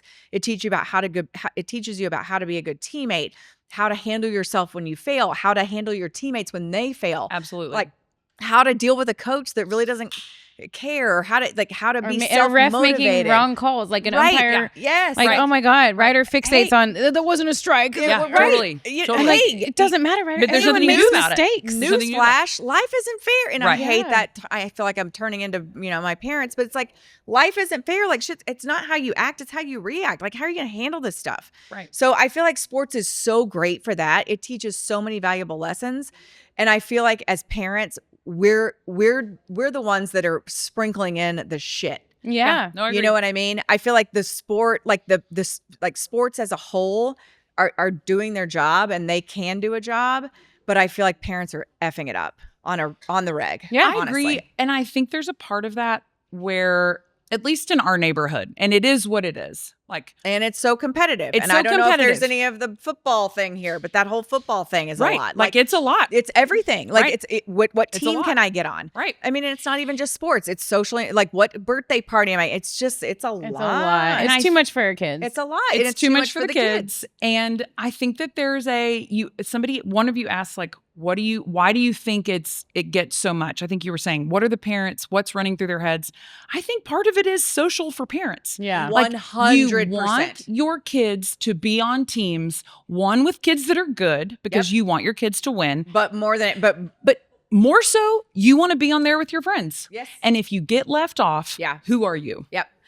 And I will say think that that's is the one fear. thing, but that is one thing about getting older. So now with older kids, like, my kids aren't coached by parents. I think Cannot wait. oh, dude, it's so amazing. Cannot wait. And then it doesn't matter. It doesn't, Matter. so that kind of takes that out of the Right. equation. So that is Totally. a beautiful thing. But yeah, I mean, it's crazy, this whole how we've devolved. It's Yeah. crazy. And there's like, I don't know how to change it, unless it's just each parent one by one Right. taking. Well, and I think like we talk about it in my group of friends, like how you just have to like, and I feel like too, like being open and honest about shit, just like with Yeah. everything else in life. And that's is what, the best that's why I love approach. our show. I mean, that's You know? what it's like, we know none of this matters. We know our kids Yes. aren't going to make the pros. No. For me, it's about like just developing as a human and keeping them happy Yes. and healthy. That's all I've Right, ever but really like wanted. the fact that Henry was Yeah. in the garage this morning unprompted at 7:30 in the morning in the garage doing whatever. and you got routine. an anomaly child, and that's amazing. Like Yeah. the child that just wakes up and goes and practices and But I wants to will be perfect say- and wants to be No, good. they like came out that way. Well, Yes, they no, came no. out. It's amazing. But, right, Yeah. but you also have to remember Henry was also the one with massive anxiety that we had to go see a therapist for a while because he was Yeah. having so much anxiety about it when he was younger. Yeah. And now he's grown out of it. It's and that perfectionism, and he channeled it the it right is, way. right? And that's what we're so working on. it's all. I mean, listen, Yep. yeah. I mean, And how old is he now? he's almost 14. Okay. Yeah, that's Um, big. kid. Yeah, but it's like it's not like he was like always like that. Right. And that's the thing. These kids that And are it's not 8 like and he's 9, like perfect. You never know You what never you know. never know who they're going to be. No. We have no idea. No, Right. and listen, if you think if you're the highlight of your kid's life is peaking when he's at 8U baseball There or it on the is. schwoosties, like There come on, it is. what are we doing? Yeah, Right. swooshies aren't peaking. okay, No. Swoosh. But We are fun. looking for our first win. okay. But God we had bless the fun. schwoosties. Okay, we gotta go. Dr. Milobsky's coming up. Thank you so much for being with us. Y'all You are were I know, adorable. hilarious. he's Thank the you for best. having me. Sorry I Um, talk so much. I know. No, That's- I love that That's you why you're talk so here. much. We wanted you to Yes. talk in front of a microphone. He's like, who can talk a long This time? might go And down Carolyn. as the longest mom game episode ever because we have Dr. Milobsky coming up. We do. Not because of you. That was really well timed, That was, Emily. wasn't it? I know. I too am a bitch. And I'm loud. So and have no filter. So we get along great. Perfect. I love it. But it was so fun. I It wouldn't was change so a thing. fun. So Spark was great. Yes. We're gonna splice in video of this space. It's so amazing. So cool. It's so much more I need than to go take a tour still. so much more than what you just see right here. Thank you to our live studio audience. Big woo! For coming out today. Thanks to Spark for having us. Great space. Like I said, we're going to show you all the little nooks and crannies that you obviously can't see in this shot. So we want to say thank you to them for having us out. It's been so much fun. Thank you to your two sweet friends for joining us. What a special episode. I know. Well, I mean, it is your birthday week. It is. Your birthday's coming up. So, That's right. I mean, anything for you, Jules. Okay. Thanks, Now it's time to hit our guest. That sounded weird because we're not going to hit him, but here he is. Here he is. And I am very excited to have this next guest on the Mom Game. May was Mental Health Awareness Month, and it's something that is very present in all of our worlds, our children's worlds, our worlds. And that's one of the reasons I'm very excited to welcome Dr. Michael Milobsky onto the show. Thanks so much for joining us one more time. Yeah, thank you for having me again. Yes, I know. Emily handled the last interview, and I was actually really bummed to miss it. And I've been very much looking forward to chatting with you. I know you have a ton of experience, over 20 years as a pediatrician. You've got 7 kids I do yourself. have 7 kids, 3 grandchildren now, too. Oh my gosh. So 10 little humans that not only do you have to remember their names, but also Birthdays, like that's it. everything else It's about the them. birthdays that are the bigger. Oh my gosh. Okay. So you obviously love children. I guess just for a little background, maybe not so much. How'd you get into this field, and just tell me about why you chose to do this for a That's a living? good question. I think many people, when they decide to go into medicine, and then you go through the process of going into med school, at least in my experience, I didn't have a firm, like, fixed view of what kind of doctor I wanted to be. I was just always sort of tuned that way. And so when I ended up, when I went into medical school, and then you start your rotations through all of the different major fields of medicine, and I can't speak for everybody, but I think for me, you tend to gravitate to areas where you resonate with the people who are doing it, the doctors that are there, and you feel a sense of kinship, you feel connection, you feel, hey, this is an environment and a culture that I like. I think part of that also for me was that I was also already married and I already had a child. So being a parent, a young parent at that time, and going through that process, I think pediatrics really just felt so relevant and felt so urgently part of my day-to-day experience, that I think that's just why I gravitated to it. It probably helped that the only job I ever had in high school was some sort of camp counselor, so obviously there was some sort of aptitude there, and that's how I ended up ultimately in pediatrics. And I think that my first run, the first part of my career in pediatrics was exclusively in pediatric emergency and inpatient critical care work. And when I opened my own practice 11 years ago, and I began to really be much more involved in mental health. And then, of course, somewhere around 2015, 2016, 2017, seeing this massive demand in our pediatric office and all pediatric offices for people wanting mental health help, and then really tuning into the adolescent mental health issues in this country that were rapidly rising and increasing. And then opened up our own actual separate adolescent mental health clinic connected to our practice in 2021. And so that has sort of been my journey, in this direction, and seeing how mental health is, and mental health issues affect kids, families, how they start and progress, and can be something that's very present from very young, and having at least an understanding of, the complex interplay between the household, the culture, the society, the school, and all the things that we have to be aware of. It's very different than it was in the 1980s and the 1990s. So that our it's scary how necessary your field of work is right now, but you're also in the right field of work to have a lot of patience Yeah. and to help a lot of people. So we talk a lot on our show about, specifics with our family. I've been talking on the show about my own son, who was recently, just a few months ago, diagnosed with um, ADHD, anxiety, uh, depression type tendencies. He's only 9, and I think I do everything I can to give him a happy, healthy Right. life. But it's scary, Mhm. right? Because you talk to other moms and they're like, me too, my kid too, my kid too. How are you handling it? What can we do? Almost to the point where you feel like if every child did go get tested, there'd be something going on with them. And it's the parents who decide to get their kids tested where they find out and they pay $2,000 in this Right. case to find Yes. out. Needless to say, it's rampant right now. And like you referenced, the culture, I think, is a big part of it. But overall, generally, you being in this field, are we in a mental health crisis? Are we in something that maybe we haven't seen? We're definitely in the midst of something we haven't seen before in terms of raising children and these mental health issues emerging at rates and levels that we've not seen before. Um, and if you look at it as sort of a public health issue, there's no question that there isn't ever any one thing that you can say, hey, it's because of X or it's because of Y. There's always a complex interplay of multiple factors that that kind of create the situation that we find ourselves in as parents raising kids who are struggling. And your impression is absolutely right. The numbers bear that out.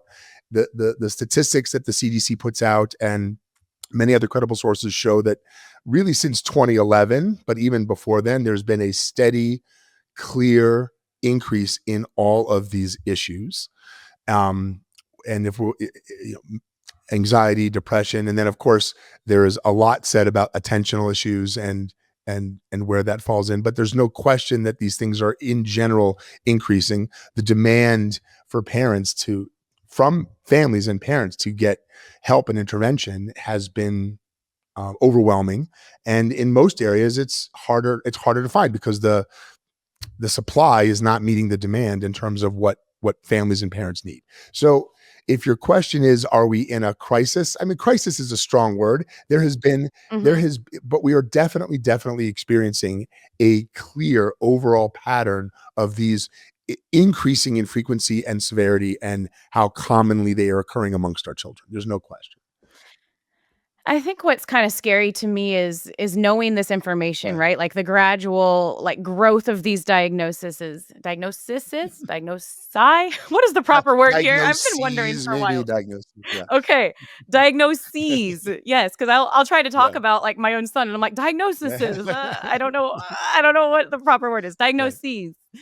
Um, the gradual increase of it and parents kinda knowing that this is happening, but not being able to stop the Yeah. things that are causing it, myself Yeah. included. I know that screens are terrible. I know that Fortnite's probably the worst thing that my son could be doing, but all his other friends were doing it and he was feeling left out and that led to depression. And my mom won't let me. So all of a Right. sudden he's playing Fortnite and now it's like, why did I ever let him do this? He comes out of this little game room and he's in fight or flight mode and just mean to everybody in sight. But, and these things are, it's happening, but because everybody's doing it, because it's become the norm, Yeah. it's just harder to pull back and Sure. stop. And all the activities, right? Like overloading our kids. Like they have to play every sport and every sport's going to need 1 to 2 practices a week when they're 10 and he just he just didn't make a football team as a 9-year-old. Like that didn't help. So just all this stuff, but then it's hard to change. It's hard to change this It is. culture. But I guess my question would be like how much of it is culture, society, the way that parents are Sure. kind of or the world that kids are being raised in, how much of it is Yeah. innate, I guess, in a child? So if we want to talk about if we want to just let's just talk about like ADD type picture because it's so prevalent, it's so common, and it's also as you've probably experienced, and I have I have a child with severe ADD as well. There's a wide range of how it looks, but we are all feeling like we're seeing this so much more. And every pediatrician office is being asked to talk about this and evaluate it and treat it. And parents are being confronted from their schools and everywhere else that your child might have this, right? So Yeah. there's no question that these are things that are part of our genetics. I mean, meaning that ADD is not one thing. It's a kind of a range of, it's like an operating system. And the other thing is that many other factors that are not actually attention deficit disorder or ADHD can present with those symptoms as experienced by teachers and coaches and other things as well, which makes the whole thing Right. even more confusing. And Yeah. given how the range of time we're talking about, let's just take the last 20 years, that certainly we can't just say, oh, people's genetics have changed. And so now we have this more. This is stuff that's just part of our neurodevelopmental makeup. And there are external factors that are clearly pushing more of us and our children, especially kids who might be more vulnerable, maybe because of genetics, into, hey, showing up with the symptoms because our society didn't have these other pressures and other things maybe 20 or 30 years ago in the same way or in the same amount. And that's why I always hesitate to talk about it or try to oversimplify it, because I think that does a disservice. Oh, it's because of Fortnite. Fortnite causes ADHD.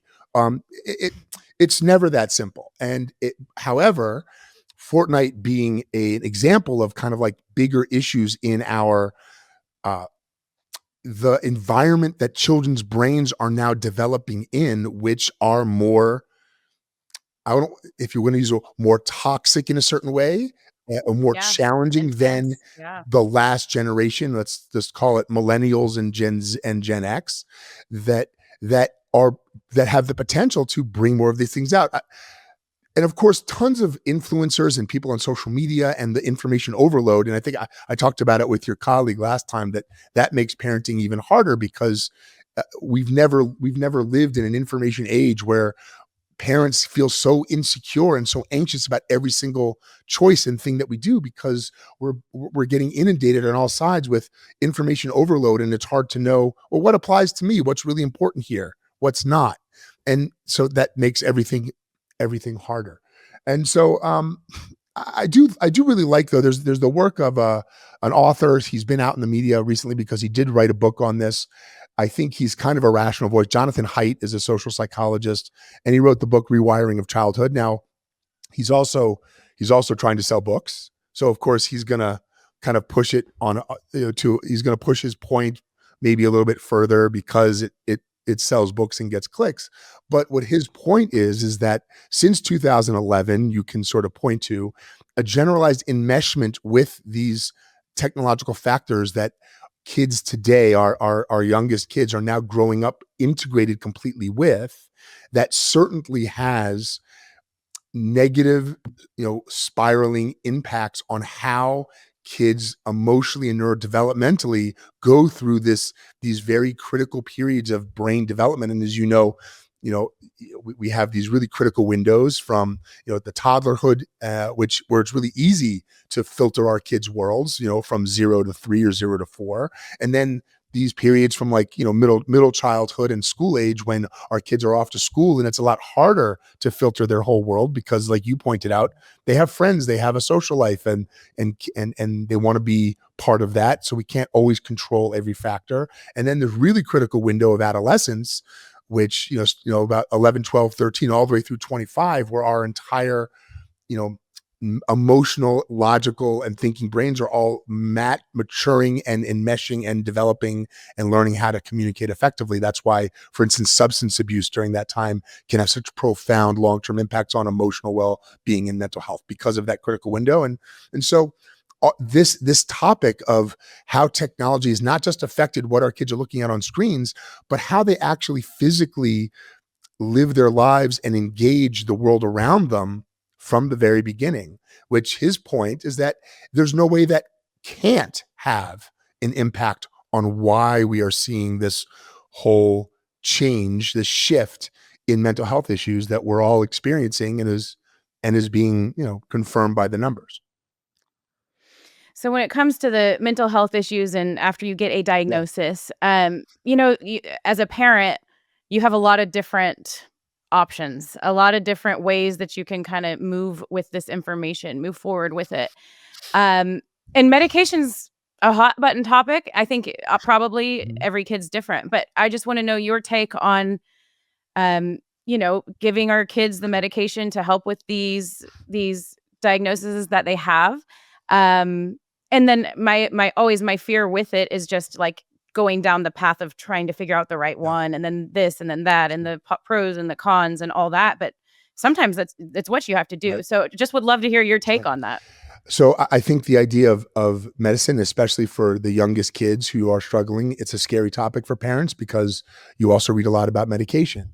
I think the discussion about medication has to be, one, starting with being really properly evaluated and not just, I think too many times, especially in a stressed world where you have parents who are working, maybe two income households, they've got these terrible reports from school and they reel the kid in and go, hey, they said he needs meds, instead of going through a comprehensive evaluation to really understand what we're treating or not treating. So that's the first part, is not succumbing to our own anxiety and just pressures from public school because that's what they want for your kid, but what's really best for your kid and being really properly evaluated. And that can be done in many different ways.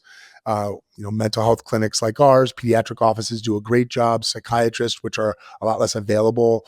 A lot of kids need what you probably had, which is a neuropsych evaluation, which is with a psychologist to make sure, hey, are we understanding all the learning, mood, and ADD issues that can all be sort of, kind of interplaying to kind of create the symptoms we're seeing.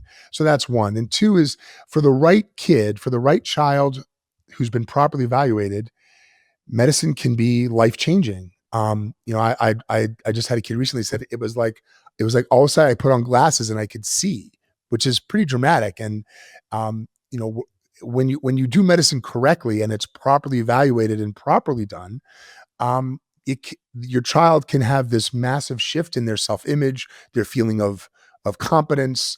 All of a sudden, effort and outcome line up, where before it was so demoralizing because no matter what they did, they felt they were spinning their wheels. They're more emotionally regulated because ADD is not just an executive functioning disorder, it's also an emotional disorder and affects their emotional balance. So all those things, medicine is not something to be feared. However, I believe that traditional mental health and traditional pediatric medicine and adolescent medicine are finally catching up to the fact that there's a whole world of integrative and functional parts of this that have been largely, if not discounted, then minimized, which I think we are understanding now can have a huge impact on the symptoms, your relationship with medicine, how your medicine works, maybe whether it works even better than it could, or how much you might need, or whether you might need to be treated in the same way at all. And once again, you don't want to oversell any one thing as, oh, well, if you're selling a supplement, you want people to believe, or if you're selling, some sort of service, you want people to believe that this will be the solution to all your problems. And the truth in medicine rarely is that. Usually it's okay, this has a role, just like medicine has a role. But I believe recognizing and acknowledging the role of these other things has been hugely beneficial. And that's one of the things that in my journey through, the mental health and adolescent mental health, I've had to self-educate on this because it wasn't given to me, and have really benefited. I can see the benefit in my mental health patients as well. So it's a broad thing. Medicine shouldn't be feared. It's not the big evil, but there's lots of other things we should also be understanding about mental health and management. Speaking of the other things, we recently had a brain map done on my son, and just learned so much about his brain and like why we found out he was had insomnia, and wasn't sleeping properly, and there was inflammation, maybe because of a food sensitivity. And it was just really, really cool, if nothing else, to kind of see that report. How does the brain health factor in? So, brain health and brain maps, I think, need time to show up. I think, once again, who's doing it, who's promoting it, what their background is, how they're using it. So I think there's roles for all these things, and there probably will be soon better ways to do this in a more with evidence-based sort of confirmation. We're just lacking a lot of that now, even though we know a lot of this works and helps. But there's so many factors to brain health, and especially in the functional integrative space, understanding how your brain health is now connected to all these other areas, especially your gut function and gut health. And especially in the world of mental health, how so much of that is so intimately linked in ways we are just starting to understand, and how inflammation now is connected to that. And so that's why a lot of clinics like mine and our mental health clinic, our appointments need to be now, 60, 90 minutes, because we want to talk about all of these things. And families like yours, Julie, and many more are demanding a bigger discussion, other than just someone who's, filling out prescription pads. Not that there isn't a role, and not that those can't be helpful if done correctly. But I think every parent wants to know, and much more tuned into the topics that you just brought out. What are these other areas, and where else can we intervene and help beyond just prescriptions? Right. Yeah. It's such an interesting conversation. And I love hearing you say that we're kind of on the cusp of like learning a lot more about it all with the functional medicine and the brain health. And I think that's why maybe And the gut health, a lot of parents, how intimately linked the health. gut health has to do with so many mental health things, that we're just starting to open that box in a big way. Wow, I know. And I know that's one of the things that the True Heights vitamins like can help with a lot of this stuff, right? With the kids and just vitamins in general. There's a lot out There's a lot there. out there, and some of it's valid, and some of it's not. Just depending on, having to have a good. It's too many questions for one mom, right? Like, how are we supposed to sort through all of this? I think the challenge. I think you just brought up the challenge of parenting in the information age is the filter, because you are literally overwhelmed. So you guys have gone through this process. So let's say you and all of us are now social media beings. The amount of stuff that we could find is literally almost infinite, overwhelming. And how does someone think, no? How does what are the credible sources?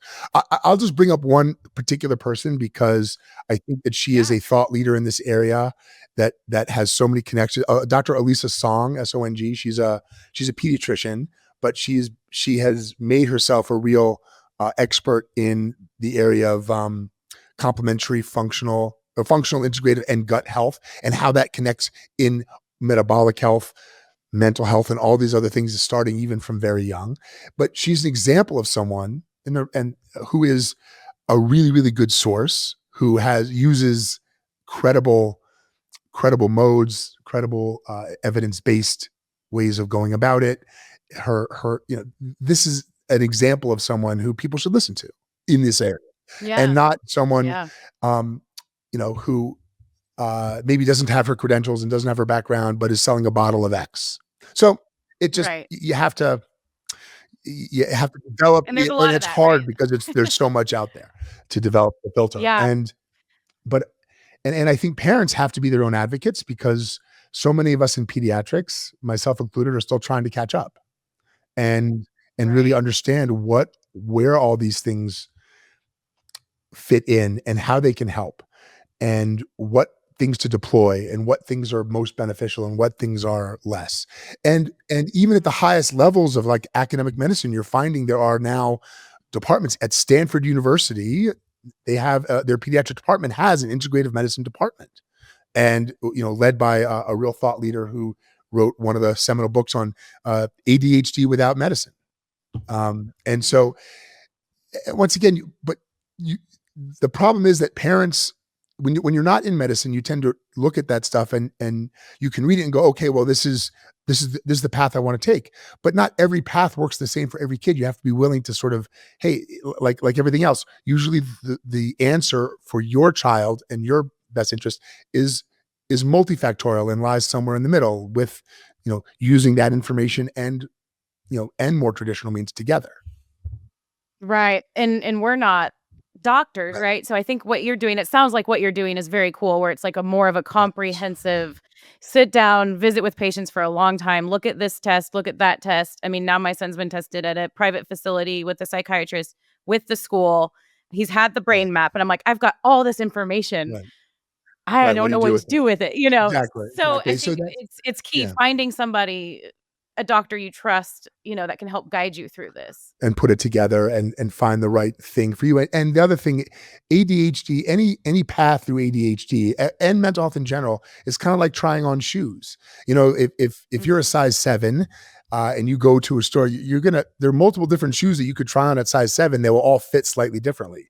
So until we have, and science hopefully will have this, we're certainly not far from the area of being able to do a type of MRI scan and blood work and get all these biomarkers and know, okay, for you, these are the best things. But we're not there yet. I think a lot of your audience who is going through this might be exposed. There's this very popular mode of doing genetic testing for meds. They do these mouth swabs. They come up with all this information on your what you call, biopharmacological genetic profile. But even then, that information is still rough and doesn't really accurately guide treatment unless you've already had multiple problems and issues with side effects and med failures. So we're still very, very early in that process. And so but that's not far off from us to being able to do that more. But yes, you still need what most people need is gathering the information and then working with someone who can give you the time to sort of walk you through all of the parts and picking out and emphasizing the ones that, hey, this for sure for you should be emphasized, and then being able to follow you up. The system that the current insurance system in pediatrics makes that hard to do. It so people kind of feel like they're between a Yes, rock and a hard yes. place, right? You're in Colorado, is that right? Correct, yeah. Okay. So do you do virtual patients or do you just see patients there in Colorado? We do virtual patients. It just depends on where they are, and how we can, and what they need, and consultations can be done. It just depends on, prescribing medicine can be tricky if it's someone who's in a far-flung state where I'm not seeing them. We just need more of you around here is my point. But I mean, listen, the challenge that all of us are seeing, if you have kids and you go to a pediatric office, the challenge for complex problems that your pediatrician is perfectly capable and able to do, but simply is not given the ability because of how time and reimbursement and expenses are structured, that is not run by the doctor and not run by the patient, but run by the insurance companies. And so as someone who owns a large practice, the pressure to have to see in our office 6 patients an hour does not leave us the ability, even with all of the capabilities in the world, to spend the right amount of time, especially for mental health issues. That's why we opened up a separate mental health clinic to be able to address that. Because time is what people need. You're experiencing that yourself. So you're getting kind of little bits of time here or there to piece this all together to come up with a plan. Right. Yeah. We've actually also recently shifted my family to a practice where they do that. She got out of that world because of exactly what you're saying. She started her own practice and we can sit there for 60 minutes with her. But kids need a lot. My daughter's got asthma. He's got sometimes they do. Sometimes they don't. It's the problem is when they do. Sometimes they're perfectly healthy. The whole system works great until your kid needs something. And then the office says, well, we can give you 7 minutes. Not enough. Yeah, not enough. Okay, so I like to kind of leave our viewers with, this has been wonderful. So much good information. But if there were a few, I guess, bullet points of the things that you say you were starting over with kids, right? And you had young kids, but you do have grandkids. So it's very pertinent in your world too. What are the kind of recommendations you would make when it comes to it's a great question. raising kids? Yeah, it's a great question because our oldest kids were born in the middle 90s, which was very different, and my 7th child was born in 2010, and my grandchildren are only 6, 4, and 2. So made plenty of mistakes as a parent, and knowing what I know now, let's just pretend I was doing this over, knowing what I know now. So the first is, you have to acknowledge the fact that screens and tech are a part of our world, but they can be managed and people can be intentional.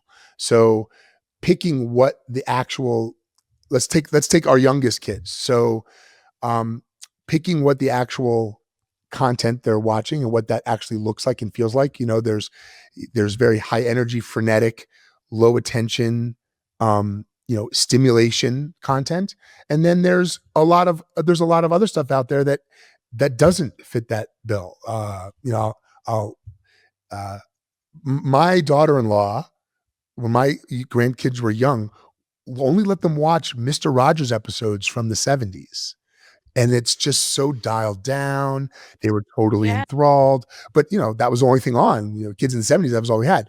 So things like that. So being intentional about what you pick and being intentional and really understanding about how much time they're spending and doing that from the get-go, because that's their first relationship with the world of technology. Two is now as your kids get, and that's pretty easy for the first couple years of their life. As your kids get older, I would be much more self-aware and intentional about how I'm modeling in my own life for my kids' technology use. You can say anything you want to your kids, but they see everything that you're doing. So I would be much more intentional about modeling. Third is I'd be much more intentional about giving my kids more unstructured, less interventional play with their peers without over engineering and micromanaging. I think that we all tend to do this. We tend to do it because we have anxiety about safety. We have anxiety about our kids being supervised enough. But the data is clear that kids emotionally develop in a better way where they have more time that is less managed by adults. That's safe time, but less managed, and understanding that, being intentional about that would be a really big one.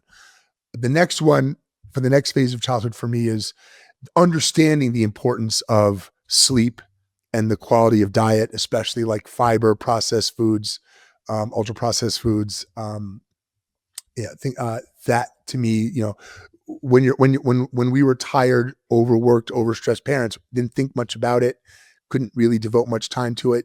But now understanding how deeply important those things are and the food environment in your house, all of that stuff has impact, especially during critical developmental windows. And then the next would be, I think, really, really, really having a clear household understanding and policy and approach to phones. When they're going to start, that your household is your household and everyone else's household is everyone else's household, and that's okay. And starting that conversation early. Our house doesn't have to look like other people's houses, and building community around you of people who feel the same. So there's collective action as opposed to trying to swim upstream by yourself, especially when it comes to phones. There's no question that delaying smartphones and social media access, especially well past middle school and into high school, has positive benefits on their relationship with those things going forward, and decentralizing those. So those are I think would be the biggest things that I can think of, like standing on one foot. About Yeah, I were that's amazing. redoing parenting today. Wow, I love that. I love that. And I think the more we can spread the word about it, the more commonplace these things will be, the less stress you'll feel from society to do all the things and be on the phones and be on the screens. So I love that you're doing this. I love that this worked out where we got to chat, and I think it will be beneficial to so many people. And we really, really appreciate it. Thank you so much for having me on. I love these conversations. Yeah, so do we. We'll have to do it again Anytime. sometime for sure. I don't remember if Emily made you sign off with the peace sign. I think she did. I think she did. I'm going to make you do it too, because we're big dorks. So, so it's a double peace sign, and it's a mom game out on the count of 3. 1, 2, 3. Mom game out.